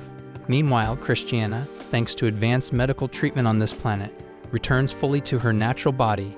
She believes she's dreaming, but she never wants this dream to fade. Hearing from the doctor that Liam funded the elixir, a legendary medicine used to regenerate her and the other rescued captives, fills her with emotion. Nonetheless, she recalls Liam's instruction that she has to repay his kindness someday and wonders whether she'll ever get the chance to properly thank her hero and settle that debt. At the same time, the locals pack into the pub once again, chatting over drinks about how much their lives have turned around lately, and every word about Liam is glowing with praise. They talk about how he crushed the pirates and took their ships, which were then repurposed to quickly expand the town's infrastructure. And now everyone's got a job. Folks are so busy with work that spare time has become a luxury. The city's booming, the people are content, and to them, Liam's nothing short of an incredible ruler. The guide sits there fuming. He anticipated that Liam would be ruling over a town without any inheritance or funds, and he'd be impoverished and making the residents suffer terribly. That way, the guide would gain not only Liam's misery, but also misery from the townspeople. He leaves the place for another group, expecting to finally see some dissatisfaction. He visits the commander who was demoted from the Imperial Army and sent to Liam's squad. Instead of feeling resentment towards themselves or Liam, they're completely content. They mention they find serving Liam far more enjoyable compared to their previous time with the Imperial forces. Under Liam, they feel free and independent, as if they're truly respected. They admit he genuinely is the greatest lord, and despite his young age, he is extremely wise. Upon hearing this again, the guide is filled with despair. He brought them there expecting they'd be bitter and frustrated, thus inciting rebellion against Liam. Instead, they're openly pledging allegiance, so it's utter nonsense. Elsewhere, Yasushi has finally fled to an area even farther from Liam, praying Liam won't come after him, and that he'll face no trouble. He still worries Liam will eventually discover his deception and retaliate against him. While consumed by these fears, he listens to the broadcast and hears Liam receiving praise for his victory over the pirates. During Liam's speech, he mentions that his abilities come entirely from his mentor Yasushi, who trained him in the way of the Flash. When Yasushi hears that, fresh anxiety sweeps over him again, making him terrified Liam might locate him later. The guide arrives at the same time, witnessing Yasushi receiving praise. When he introduced Yasushi to Liam, his intent was for Yasushi to be an imposter, leaving Liam with no real training, so he's utterly frustrated. Then we see that eventually, Goze manages to flee back to his pirate crew after a brutal clash with the Imperial Army, wondering how things spiraled so badly. Fortunately for him, he requests a status report on his fleet, and is relieved to hear several ships are still intact. He questions what exactly happened at the Domus Gate, and how they encountered the Imperial Army instead of Banfield's fleet. He suspects someone betrayed him at Domus Gate and immediately plans to retaliate. That's when the guide shows up, finally spotting someone he could manipulate against Liam. He reminds Goze that Liam was the one who demolished his pirate force, emphasizing that if there's anyone worth confronting, it must be Liam. Goze heeds the advice and resolves to strike Liam once his fleet is repaired. Meanwhile, innocent Liam lounges at home, delighting in the services of his maids, from serving him food to gently cooling each bite before it reaches him. But he still feels unfulfilled. He remains convinced that to truly be a wicked lord, he must embody greater evil than he currently does. Meiji notices his dissatisfaction and wonders aloud what else he desires. She proposes various options to fulfill him, but Liam dismisses them all. When she suggests perhaps he desires additional wives, Liam asks her if that wouldn't upset her. But she gently reminds him she's merely a robot and thus has no emotions, and her only purpose is his happiness. He worries multiple wives might upset her despite her insistence she can't experience hurt feelings. She then asks if he'd prefer extra robots instead, cautioning that Brian might object, but Liam disregards Brian's feelings entirely. The next day, Meiji presents an overview of their outstanding debts, highlighting how much they've already cleared and how significantly their interest rates have dropped because of these payments. Liam appreciates his current situation, but he's still restless. His true ambition isn't being an excellent lord, he wants to become a villain. Unfortunately, he's forced to consider the city's welfare simply so he can generate sufficient revenue to repay his obligations. Meiji then casually asks what he actually wants to do as an evil lord, and he says his dream is to raise taxes and drain every citizen's life dry. In her opinion, that's a terrible idea. Doing something like that would damage their economy, leaving less money flowing around to handle their debts. He acknowledges she makes sense, but it's a mature response, and frankly, he doesn't care. However, he does pause to appreciate how nice life feels right now, especially with her by his side, so he agrees to keep living like this for a bit longer until all their debts are cleared. Previously, he'd instructed Meiji to create a bunch of robot maids, and 3 of these maids complain that there's literally nothing to do in the mansion because no one needs them around, so consequently, they spend their days cleaning areas nobody cares about. One maid mentions how she changed her hairstyle to match another colleague, amazed that Liam noticed her anyway, despite them having identical appearances. She treasures a recording of the moment Liam recognized her and proudly announces she's saving it. The other 2 consider copying her idea, but Meiji arrives to scold them. She deletes the recording, reminding them that robots are technically outlawed, and if they keep trying to attract Liam's notice or grow too close to him, it could seriously damage his reputation. One maid asks if Meiji's own closeness to Liam doesn't harm his reputation too. Meiji admits it's equally damaging but points out she has no say, since that's exactly what Liam wishes. After she leaves, the robots quietly wonder if Meiji's actual intention is just to keep Liam all to herself. Then we see Brian suddenly burst in bearing terrible news, announcing that Goz has officially declared war against their territory. He summons the advisors immediately to come up with a response plan. They explain what Goz demands from them: a ton of money, attractive men, and pretty women. And if they're provided, he'll spare their city. Liam grows troubled, and Brian believes he's upset because Liam genuinely cares about the people, but in truth, he's bothered because Goz sounds exactly like the kind of evil lord he wants to become. He mentally compares his own arsenal to Goz's strength and realizes he seems weaker by comparison. He considers fighting, but reflecting on it, Goz's bounty really isn't high enough to justify the hassle. While they're discussing, time abruptly pauses and the guide suddenly appears. The guide recognizes Liam is hesitating about the battle, so he steps in to convince Liam, insisting that Goz's pirate fleet holds vast treasure, and defeating him would grant Liam both immense wealth and prestige. Liam assumes the guide genuinely cares about his success, so after the guide vanishes, he confidently declares they'll go to war, shocking every advisor in the room. Soon enough, everything's in place, but Brian is still freaking out because right when things in their territory were finally starting to be sturdy, they're suddenly charging straight into a war with the freaking pirates. Meiji, however, tells him to relax, reminding him they haven't lost a damn thing yet, and insists that Liam made the right move by choosing to stand and fight, no question about it. Brian snaps back, reminding her that she was the one who ran the numbers and said they've only got a 4% chance of winning. But Meiji counters by saying that based on her info, Goz's pirate gang completely obliterates entire planets, even if they surrender.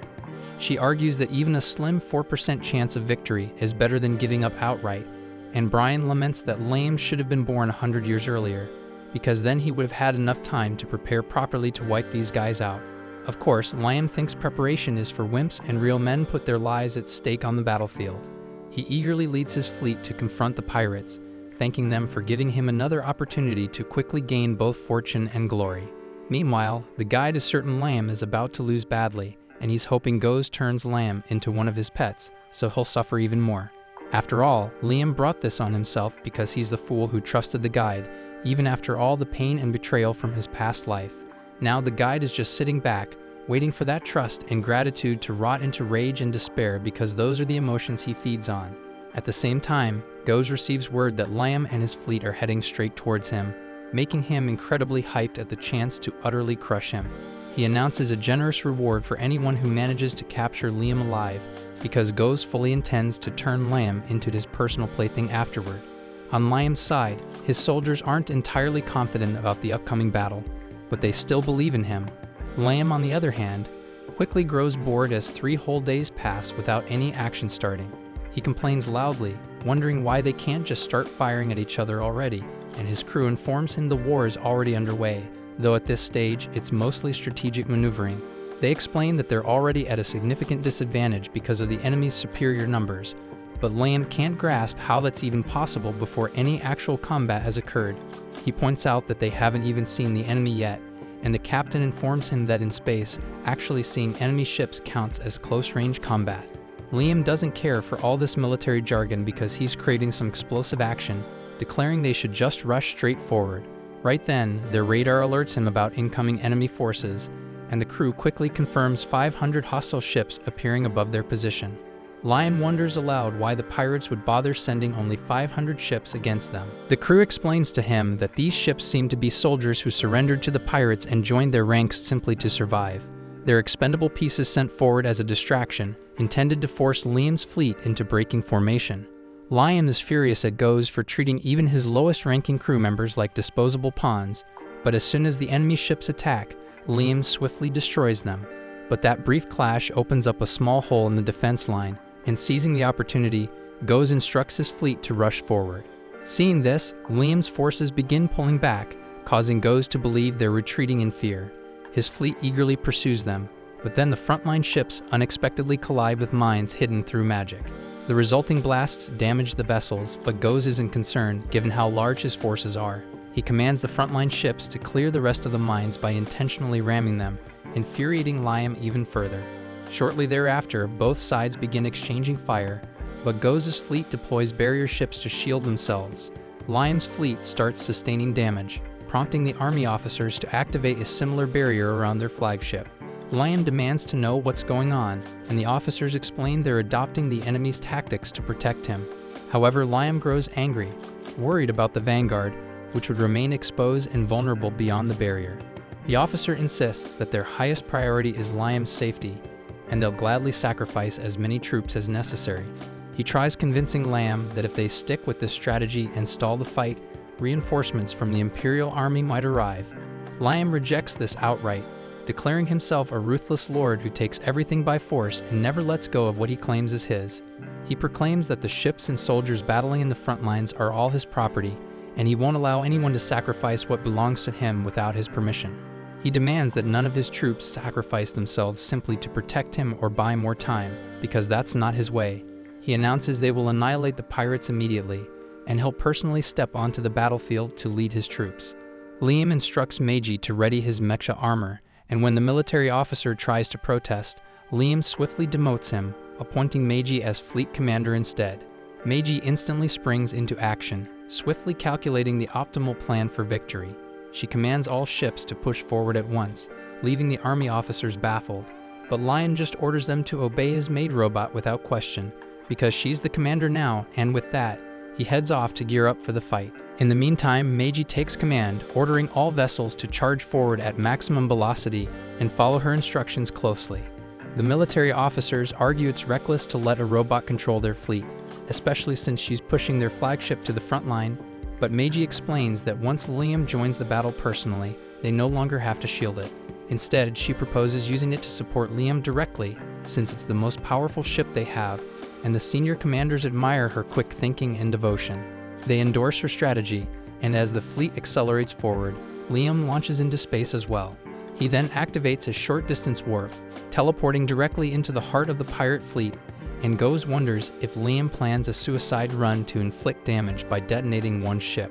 He orders his crew to target and blast the ship emerging from the warp gate, but to his astonishment, only Liam appears in his mecha suit. Liam effortlessly evades fire from the pirate vessels and starts obliterating them, right as his own fleet arrives at the battlefield.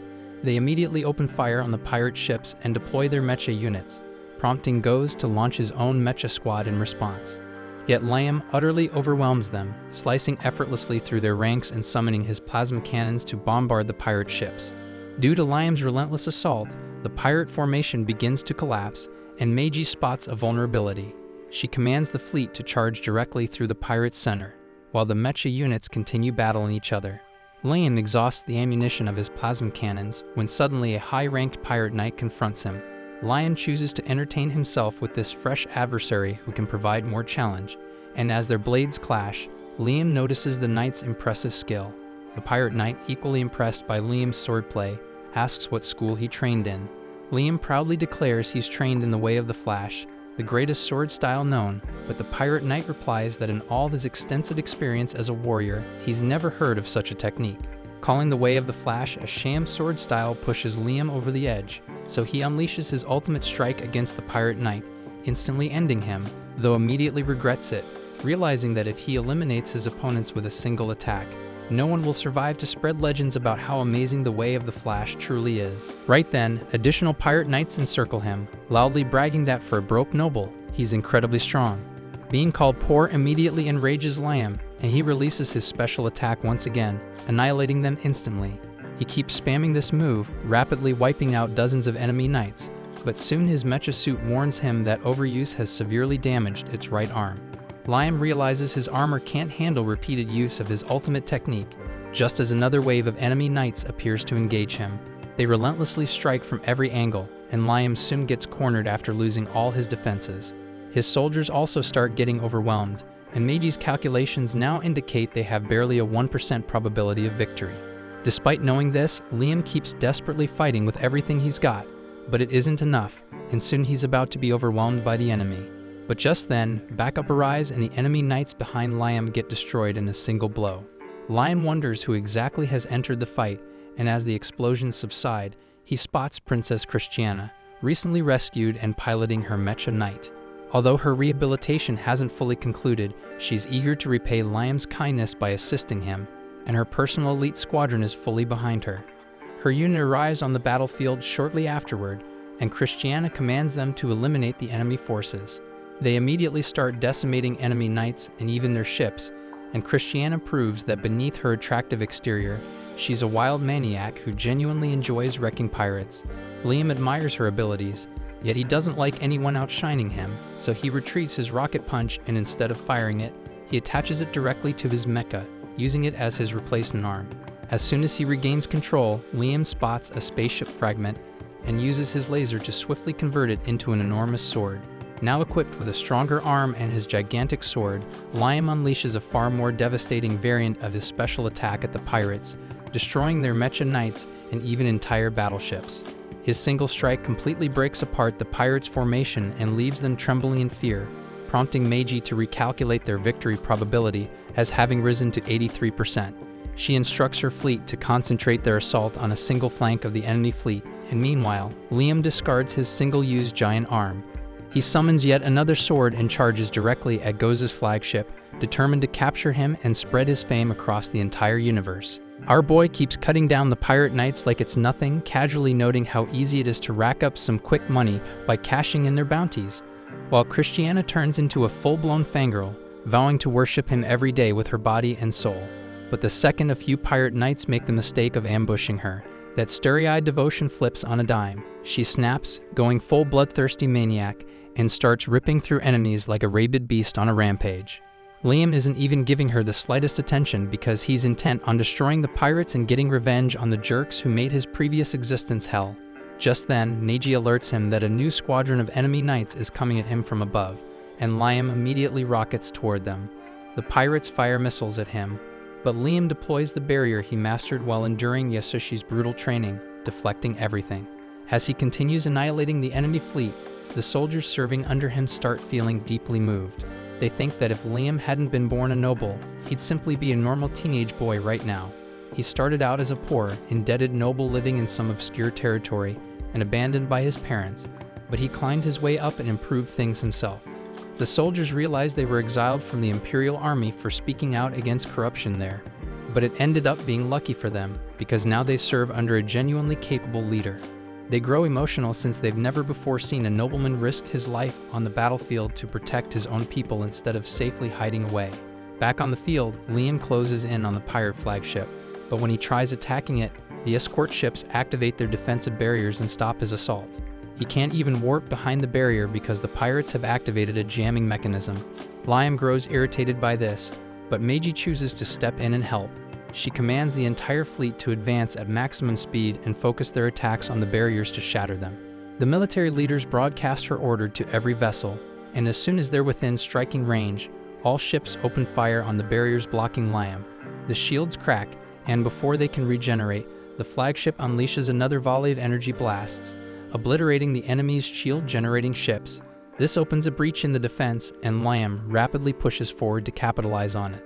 Captain Goes shouts for his crew to reinforce the barrier, but Liam's forces and Christiana quickly rush in to join the action.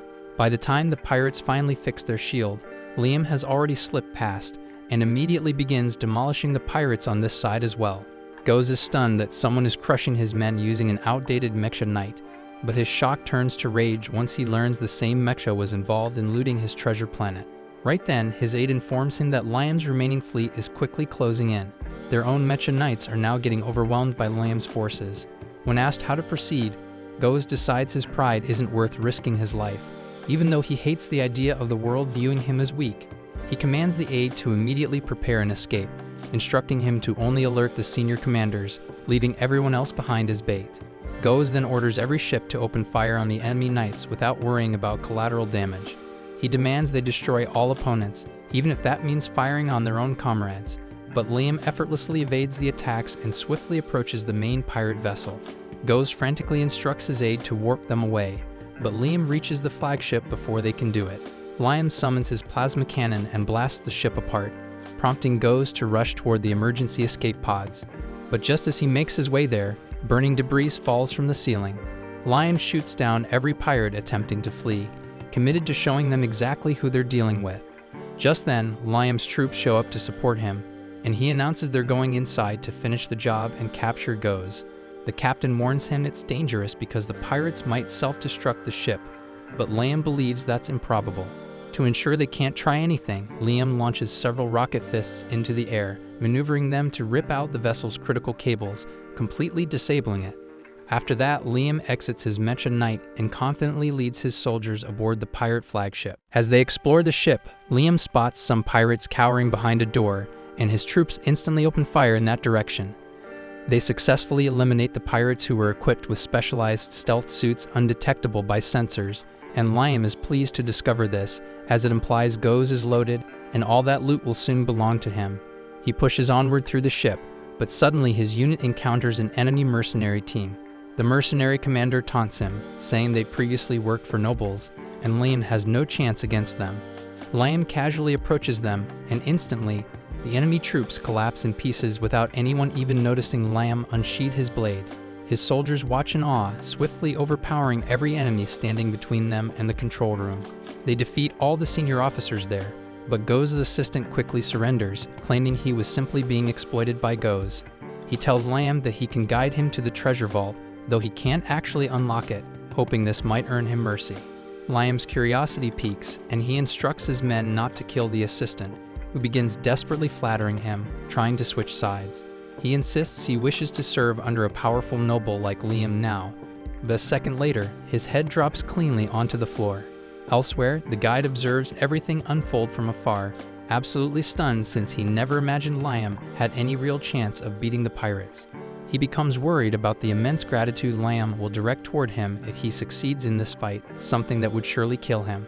To avoid that fate, the guide chooses to violate his own rules and meddle directly in worldly affairs, granting Goes a special power to shift the balance. At the same time, Goes is fleeing through the wreckage, panicking like hell as Liam closes in. He knows there's no way out of this, surrendering isn't even on the table, and there's no shot in hell he's giving up his treasure just to save his own skin. But suddenly, the guide's power slams into him like a freight train, filling his body before he even knows what's going on. The guide materializes behind him, calmly telling Goes that this is his one and only shot at getting back at Lamb and making it out alive. Goes doesn't hesitate. He grabs the offer like a drowning man, and right away, he feels the power tearing through him. Strength, madness, raw rage, it all floods his body, and in seconds, he mutates into a beast. The guy grins like a devil, fully confident that Liam won't even be able to put a dent in this new monster's hide. But channeling that much power took a toll, and the guy decides it's break time. He snaps open a rift to his own dimension, steps inside, and disappears, totally unaware that a tiny orb of golden light slips out behind him. The orb floats unnoticed for a moment, before quietly shifting into the shape of a golden dog. Back in the ship, Liam and his squad are still mowing down pirates when he suddenly halts mid-step. He swears he saw a glowing golden dog, but before anyone else can react, it's already gone. His troops double-check the area and report nothing on the scanners, but Liam can't shake it. He remembers his old dog from his past life, one of the only living things that never turned on him. That memory hits him like a gut punch, and with a strange nostalgic calm, he starts walking in the direction the dog vanished.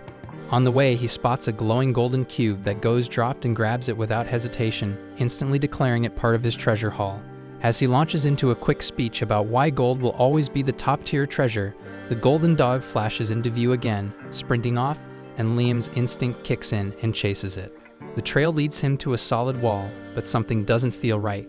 He tells his squad to open fire, and sure enough, the wall crumbles, revealing a secret room packed with antiques. While his soldiers celebrate, thinking they just found a jackpot of priceless loot, Liam stays skeptical. Most of it is probably cheap junk dressed up to look rare, but then one particular sword catches his eye. He gives it a few experimental swings, and just like that, decides it's his new weapon of choice. That's when he gets an urgent message from his squad. There's a monster out there tearing through them, and no matter what they hit it with, it just won't go down. Goes is steamrolling everything they throw at him, shrugging off rockets and bullets like the freaking Hulk. And now he's demanding that they bring Liam to him so he can finish the job himself. The soldiers yell for Lamb to back off from the ship immediately, but Goes grabs them instead, clearly planning to torture his way to Liam. But right then, Liam shows up and hits Goes from behind. His strikes don't do a damn thing to the now monster-ified pirate captain, and even Liam admits that Goes is tougher than a freaking mithril. Still, once Liam unsheathes the sword he snatched from the treasure vault, he cleanly slices off Goes' hand in a single motion. Goes snarls, calling him a damn thief for stealing his weapon, but Liam doesn't even blink and says that everything in here belongs to him now. With that, he decides to get justice for the soldiers that Goes slaughtered and hacks off his other arm too. But thanks to the guide's power, Goes regrows his arms into long, writhing tentacles. He lunges at Liam with them, but they're no match either, getting shredded instantly, and Liam's honestly impressed by how sharp this new sword is. More soldiers regroup around Lamb, forming a line to shield him, but Goes has already realized who the real threat is. He heals his arm again and lunges, but Lamb doesn't even flinch. He sidesteps the attack, dashes in, and brutalizes Goes once more with clean, brutal strikes. Goes can't believe what he's seeing, and fear finally sinks in. He stares up at Liam with wide, broken eyes and suddenly drops to the floor, begging for his life. He says Liam can have all the treasure, just don't kill him. Liam steps right on top of him and tells him flatly that the treasure already belongs to him. The only thing Goes has left to offer now is becoming another notch on his achievement list. He adds that he's going to hand him over to the Empire and cash in on the bounty. Goes panics, saying he's got hidden loot way more valuable than the bounty, but Liam just tells him to pitch that sob story to the interrogators at the Capitol. Maybe it'll make them more enthusiastic. Snapping in frustration, Goes tries one last attack. But again, Liam effortlessly dodges it and slices his leg clean off, dropping him to the floor like trash. Now soaked in his own piss, Goes is trembling and pleading again, but Liam seems more annoyed than anything. Still, he's planning to take him in alive, until this captain walks over and points out that bringing Goes back breathing could be a risk, especially with how many soldiers the guy's already murdered. Liam figures capturing him alive means a bigger bounty, but the captain tells him that with bastards like Goes, the reward's the same dead or alive. Liam likes the sound of that, so he finishes Goes right then and there. Later, he heads back to his ship, barely satisfied because he was hoping for a tougher challenge. He leaves cleanup duty to the general and decides it's time to kick back and celebrate the win with Meiji by his side. At the same time over on Liam's home planet, everything's booming now that the major threats have been wiped out. The cities are alive and thriving, and the people are in high spirits, especially the folks at the bar, who are starting to feel a little guilty about the things they said a while ago when Liam took the title of Count at just 5 years old. Looking back, they're now convinced he's the best leader they could have hoped for. Even if they never meet him in person, they've got nothing but respect for the young lord steering their future. As for the Dark Lord himself, he's currently chilling in his mansion with a merchant from the Henfrey Company who's here to do some trading. The merchant wants to buy all the treasure Liam snagged from beating the pirates, and after hearing the prices, Liam immediately turns to Meiji since he sucks at math. Meiji suggests he take the deal because the cash would seriously help reduce the mountain of debt his family still owes. Liam can't believe he still has debt at all, let alone this freaking much. Even after selling every bit of treasure he got from the war, it still won't be enough.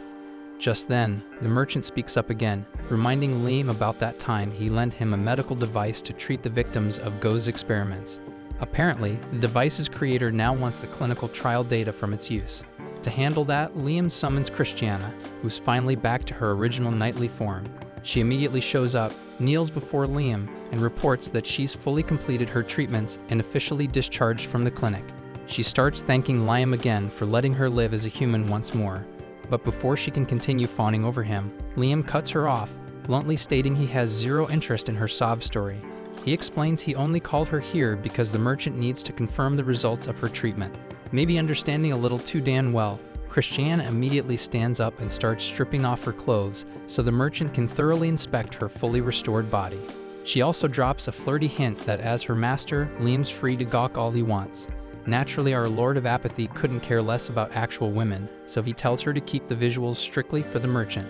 The poor guy gets flustered and quickly explains that he's not the one who needs a look, and quickly explains to Christiana that the person who requested the trial report is actually the medical device's developer. Right then, Nia shows up after hearing Lamb just scored a fat payday from selling his loot to the merchant. Naturally, she wants every bit of his fresh new cash, so she's here hoping to convince him to buy another one of her garbage battleships. But before she can sweet-talk Lamb into buying her junk, she sees there's another girl already half-naked here. Unable to accept that someone else on this planet can degrade themselves as shamelessly as she does, Nia shoves Christiana aside and immediately jumps into her own strip show. Christiana doesn't know who Nia's is, so she feels insulted and draws her sword at Nias for acting rude towards her and Lamb. Holding her sword to Nias' throat, Christiana orders her to back the hell off from her lord and calls her a shameless banana for disrespecting her master. But Nias isn't intimidated at all and fires back, telling Christiana to give up because Liam is only interested in her body and no one else's. Right then, someone else enters the room, breaking the tension between the two girls. That someone is Ulysses Morisil from the Third Weapons Factory, a place leagues better than Nias' factory. Ulysses gets straight to the point, explaining to Liam that her advanced factory produces everything from micro-machine weaponry to mega-powerful battleships. Liam is immediately drawn in by Ulysses' battleships, so he turns to Meiji and asks if they have enough funds to buy one. Meiji responds by informing Liam about the official rules. Counts require special permission from the Empire to buy battleships nearly 2 miles long. Unfortunately, the Banfield family doesn't currently have that permission, but Liam doesn't give a damn. He wants that ship, and he's willing to do whatever it takes. Nias desperately begs Liam to buy her junk instead, but even Christiana sees through Nias' awful personality by now, so she tells Nias to stay the hell away from Liam. That's when Brian arrives with news, informing Liam they received a letter from the Empire's capital planet. The letter congratulates Liam for destroying Go's pirate crew, and as a reward, Liam has been invited to an award ceremony at the capital planet, where he'll receive a Medal of Honor. Not long after that, Liam heads over to the capital planet with Meiji, and while briefly staying at the palace, 4 unknown faces suddenly visit him. Liam has absolutely no clue who any of these people are, leaving one of them upset that Liam doesn't recognize them. Meiji then explains to Liam that the man standing there is actually his dad, and Liam finally remembers him as the bastard who dumped all his debts onto him when he was only 5 years old. Liam's mother is with them too, next to Liam's grandpa and grandma, and she assumes that Liam still secretly cares for her because he kept Meiji, the doll she gave him on his 5th birthday.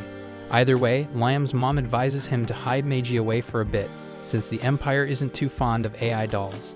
His grandpa also orders Liam to throw Meiji out, mocking him for needing a babysitter even though he's grown now. Meiji starts backing away before Liam's family can disrespect him any further because of her, but Liam firmly tells her to stay by his side. Sick of his family already, Liam bluntly asks them what exactly they want from him. Liam's dad answers honestly, stating they're only here to make Liam foot their bills. Liam's parents already get a monthly allowance, but Liam's mom isn't satisfied with that and wants Liam to hand over even more cash every month. Liam finally sees clearly that these blood-sucking parasites aren't his real family at all, so he draws his sword, making it crystal clear that the wealth and land belong solely to him. His family leaves for now, figuring they'll come back again when Liam's in a better mood. After they're gone, Liam stares blankly ahead and tells Meiji that she's the only one in this world who actually counts as family. Meanwhile, the guy grows more and more frustrated, so he decides to influence Liam's family directly, using his powers to brainwash them into officially applying to replace Liam as family head so they can take over all his assets. If Liam dares to resist, they even plan to hire assassins to eliminate him. With this plan in place, the guy feels satisfied, certain this will finally spell Liam's doom. But the glowing dog that's been protecting Liam sees all of this unfold, and maybe this time it'll step in to protect Liam again. As they plot, Meiji passes by the corridor and sees the image of a dog leaving their room. Feeling concerned, she approaches the door quietly to find out what the hell is going on inside. She uses her advanced eyes to scan through the door to see who's inside, and spots Liam's father Cliff and the others. Instead of knocking, she silently listens in to hear what they're discussing. She overhears them debating what they'll tell the Emperor when requesting to change the family head, planning to claim Liam keeps an AI doll around, and even brought one into the palace, making him unfit to remain count. Meiji quietly turns away sad, and then sits to watch the ongoing celebration while Cliff and his sinister relatives make their way towards the Emperor to carry out their twisted plans. The Emperor straight up refuses their offer, and they're pissed because they assumed he'd jump at the chance. They ask him why he's rejecting them, and he tells them that Liam is exactly the kind of count every city dreams of. He's cleared his debts, is making his people's lives better, protects his property, and recently crushed the pirate threat, earning honor and pride, and boosting the nation's prestige overall. So he asks them if they were running the empire, would they really ditch someone like that just to let a bunch of thieves reclaim the throne? He also asks them directly what possible reason they have to justify removing Liam, and they shamelessly reveal that Liam keeps a doll with him, even bringing the doll into the palace. The Emperor reminds them that owning a doll isn't actually illegal. There's no official punishment, it's just something traditionally frowned upon. And if there's no law, there's no crime, meaning Liam can't be punished. Desperate to make their point stick, they remind the Emperor why dolls were originally frowned upon, highlighting that it's viewed as rebellion against the Empire.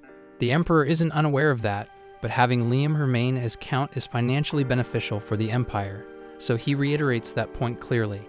They then promise him that if they return to power, they'll also make sure to pay their taxes promptly and not run up debts. The Emperor isn't going to be fooled by such empty promises though, because he already saw how they acted when they were counts, so there's no way he's falling for it now. And with no patience left for their games, he shuts them down and orders them to leave. After they exit, the Emperor speaks toward the door, asking the person waiting outside if that's really what she wanted. It turns out Meiji had spoken with the Emperor after overhearing the earlier conversation to make sure Liam's position stayed secure. She enters the office and thanks the Emperor for turning down Cliff's demands, but he asks if she honestly thinks her offer was logical. Earlier, she promised the Emperor that if he rejected their offer, she'd use all the cash they got from Goze's pirates to clear their overdue taxes, finally settling their debts completely. The Emperor admits it was enough money, but he wonders if she doesn't think it could have gone towards something more beneficial, asking if she truly considers her offer profitable for her count. She insists firmly, telling him that it was a profitable deal. If Liam's position is safe, they'll make even more money down the line. The Emperor repeats his stance that dolls are truly foolish because even if she hadn't come to him with that offer, he still wouldn't have let Cliff regain the throne, meaning she didn't gain anything by paying off the taxes. But she doesn't care, it's a win-win for her anyway. Later, Meiji returns to Liam, and he rests his head on her lap. He complains to her about the endless parties they've had to attend. He enthusiastically talks about a bucket party he attended, how he expected it to be garbage, and was genuinely disappointed that the event turned out to be enjoyable. Meiji smiles softly, just happy that he's finally enjoying the life he's worked so hard to build. But while he's talking, she's made up her mind. She had spent her time carefully weighing the profits of staying with Liam against the risks of leaving, so she decides it's finally time to go. She gently tells him that she's served him for a long time and he's almost grown. Indeed, the legal age for adulthood in their city is 50, and he's already 40. He admits she's right, but says it still doesn't feel that long to him. She then reveals that it's about time she left. He sits up, puts on his shoes, and asks if she's talking about taking a break. He's okay with a break, giving her some personal time too. But that's not what she means. She wants to leave permanently. He refuses to believe that, telling her straight up that she can't leave him. He complains that everyone else in his life has already abandoned him, so she absolutely cannot ditch him too. Meiji reminds him how dolls get treated in the city and talks about how he always treated her like a real person instead of a doll, how he cared about her and always sought her opinion. That's enough for her, and she can't let herself destroy his life, so she has to walk away. He urges her not to go, so she brings up the 3 rules he gave her. The first rule is that she must never harm him or do anything to put him in danger. She argues that right now she's become a loophole in his life and a danger, so she has to remove herself. He reminds her of the second rule, which says she is supposed to follow all his commands, and he orders her to stay. But she doesn't because that rule contradicts the first rule, so she can't remain. Seeing he can't convince her, he feels devastated. She feels just as sad about leaving and closes her eyes painfully. He then reminds her of the last rule, and she admits that the rule exists. But it's just that if it ever contradicts the first 2 rules, she must follow the first rule. The third rule says she must protect herself. She doesn't have an issue with that, since she can protect herself even if she's not around him. But that's not what he's talking about. He means protecting her feelings. Does she feel like leaving him, even though she supposedly can't have feelings like humans do? She admits that when she considered leaving him, she felt her system starting to overload. It felt like something inside her was breaking, and she doesn't want that. Tears start to form as he realizes there's still a way to make her stay. He tells her that the instant she steps out that damn door, he'll drink himself to death, bet away all the cash he's gained, and end up dead broke on the road or exterminated by pirates out for vengeance. So if that's what she desires, then she can go. Seeing the threat he's making is way greater than the danger she posed by staying, she finally decides to stay. He moves in to bury his face in her legendary cushion, and she softly rubs his head. He reminds her they've always been together from the very start, but she jokingly reminds him Brian's been around too. He laughs and says Brian doesn't count in that way, and then they leave for home. As they board their ship, he thinks about his life now. He can't help but thank the guide for giving him this amazing life. Meanwhile, the guide is getting intense heartache from all this gratitude and begs Liam to stop thanking him. But Liam just keeps appreciating him even more and more. But this is where the season 1 has ended.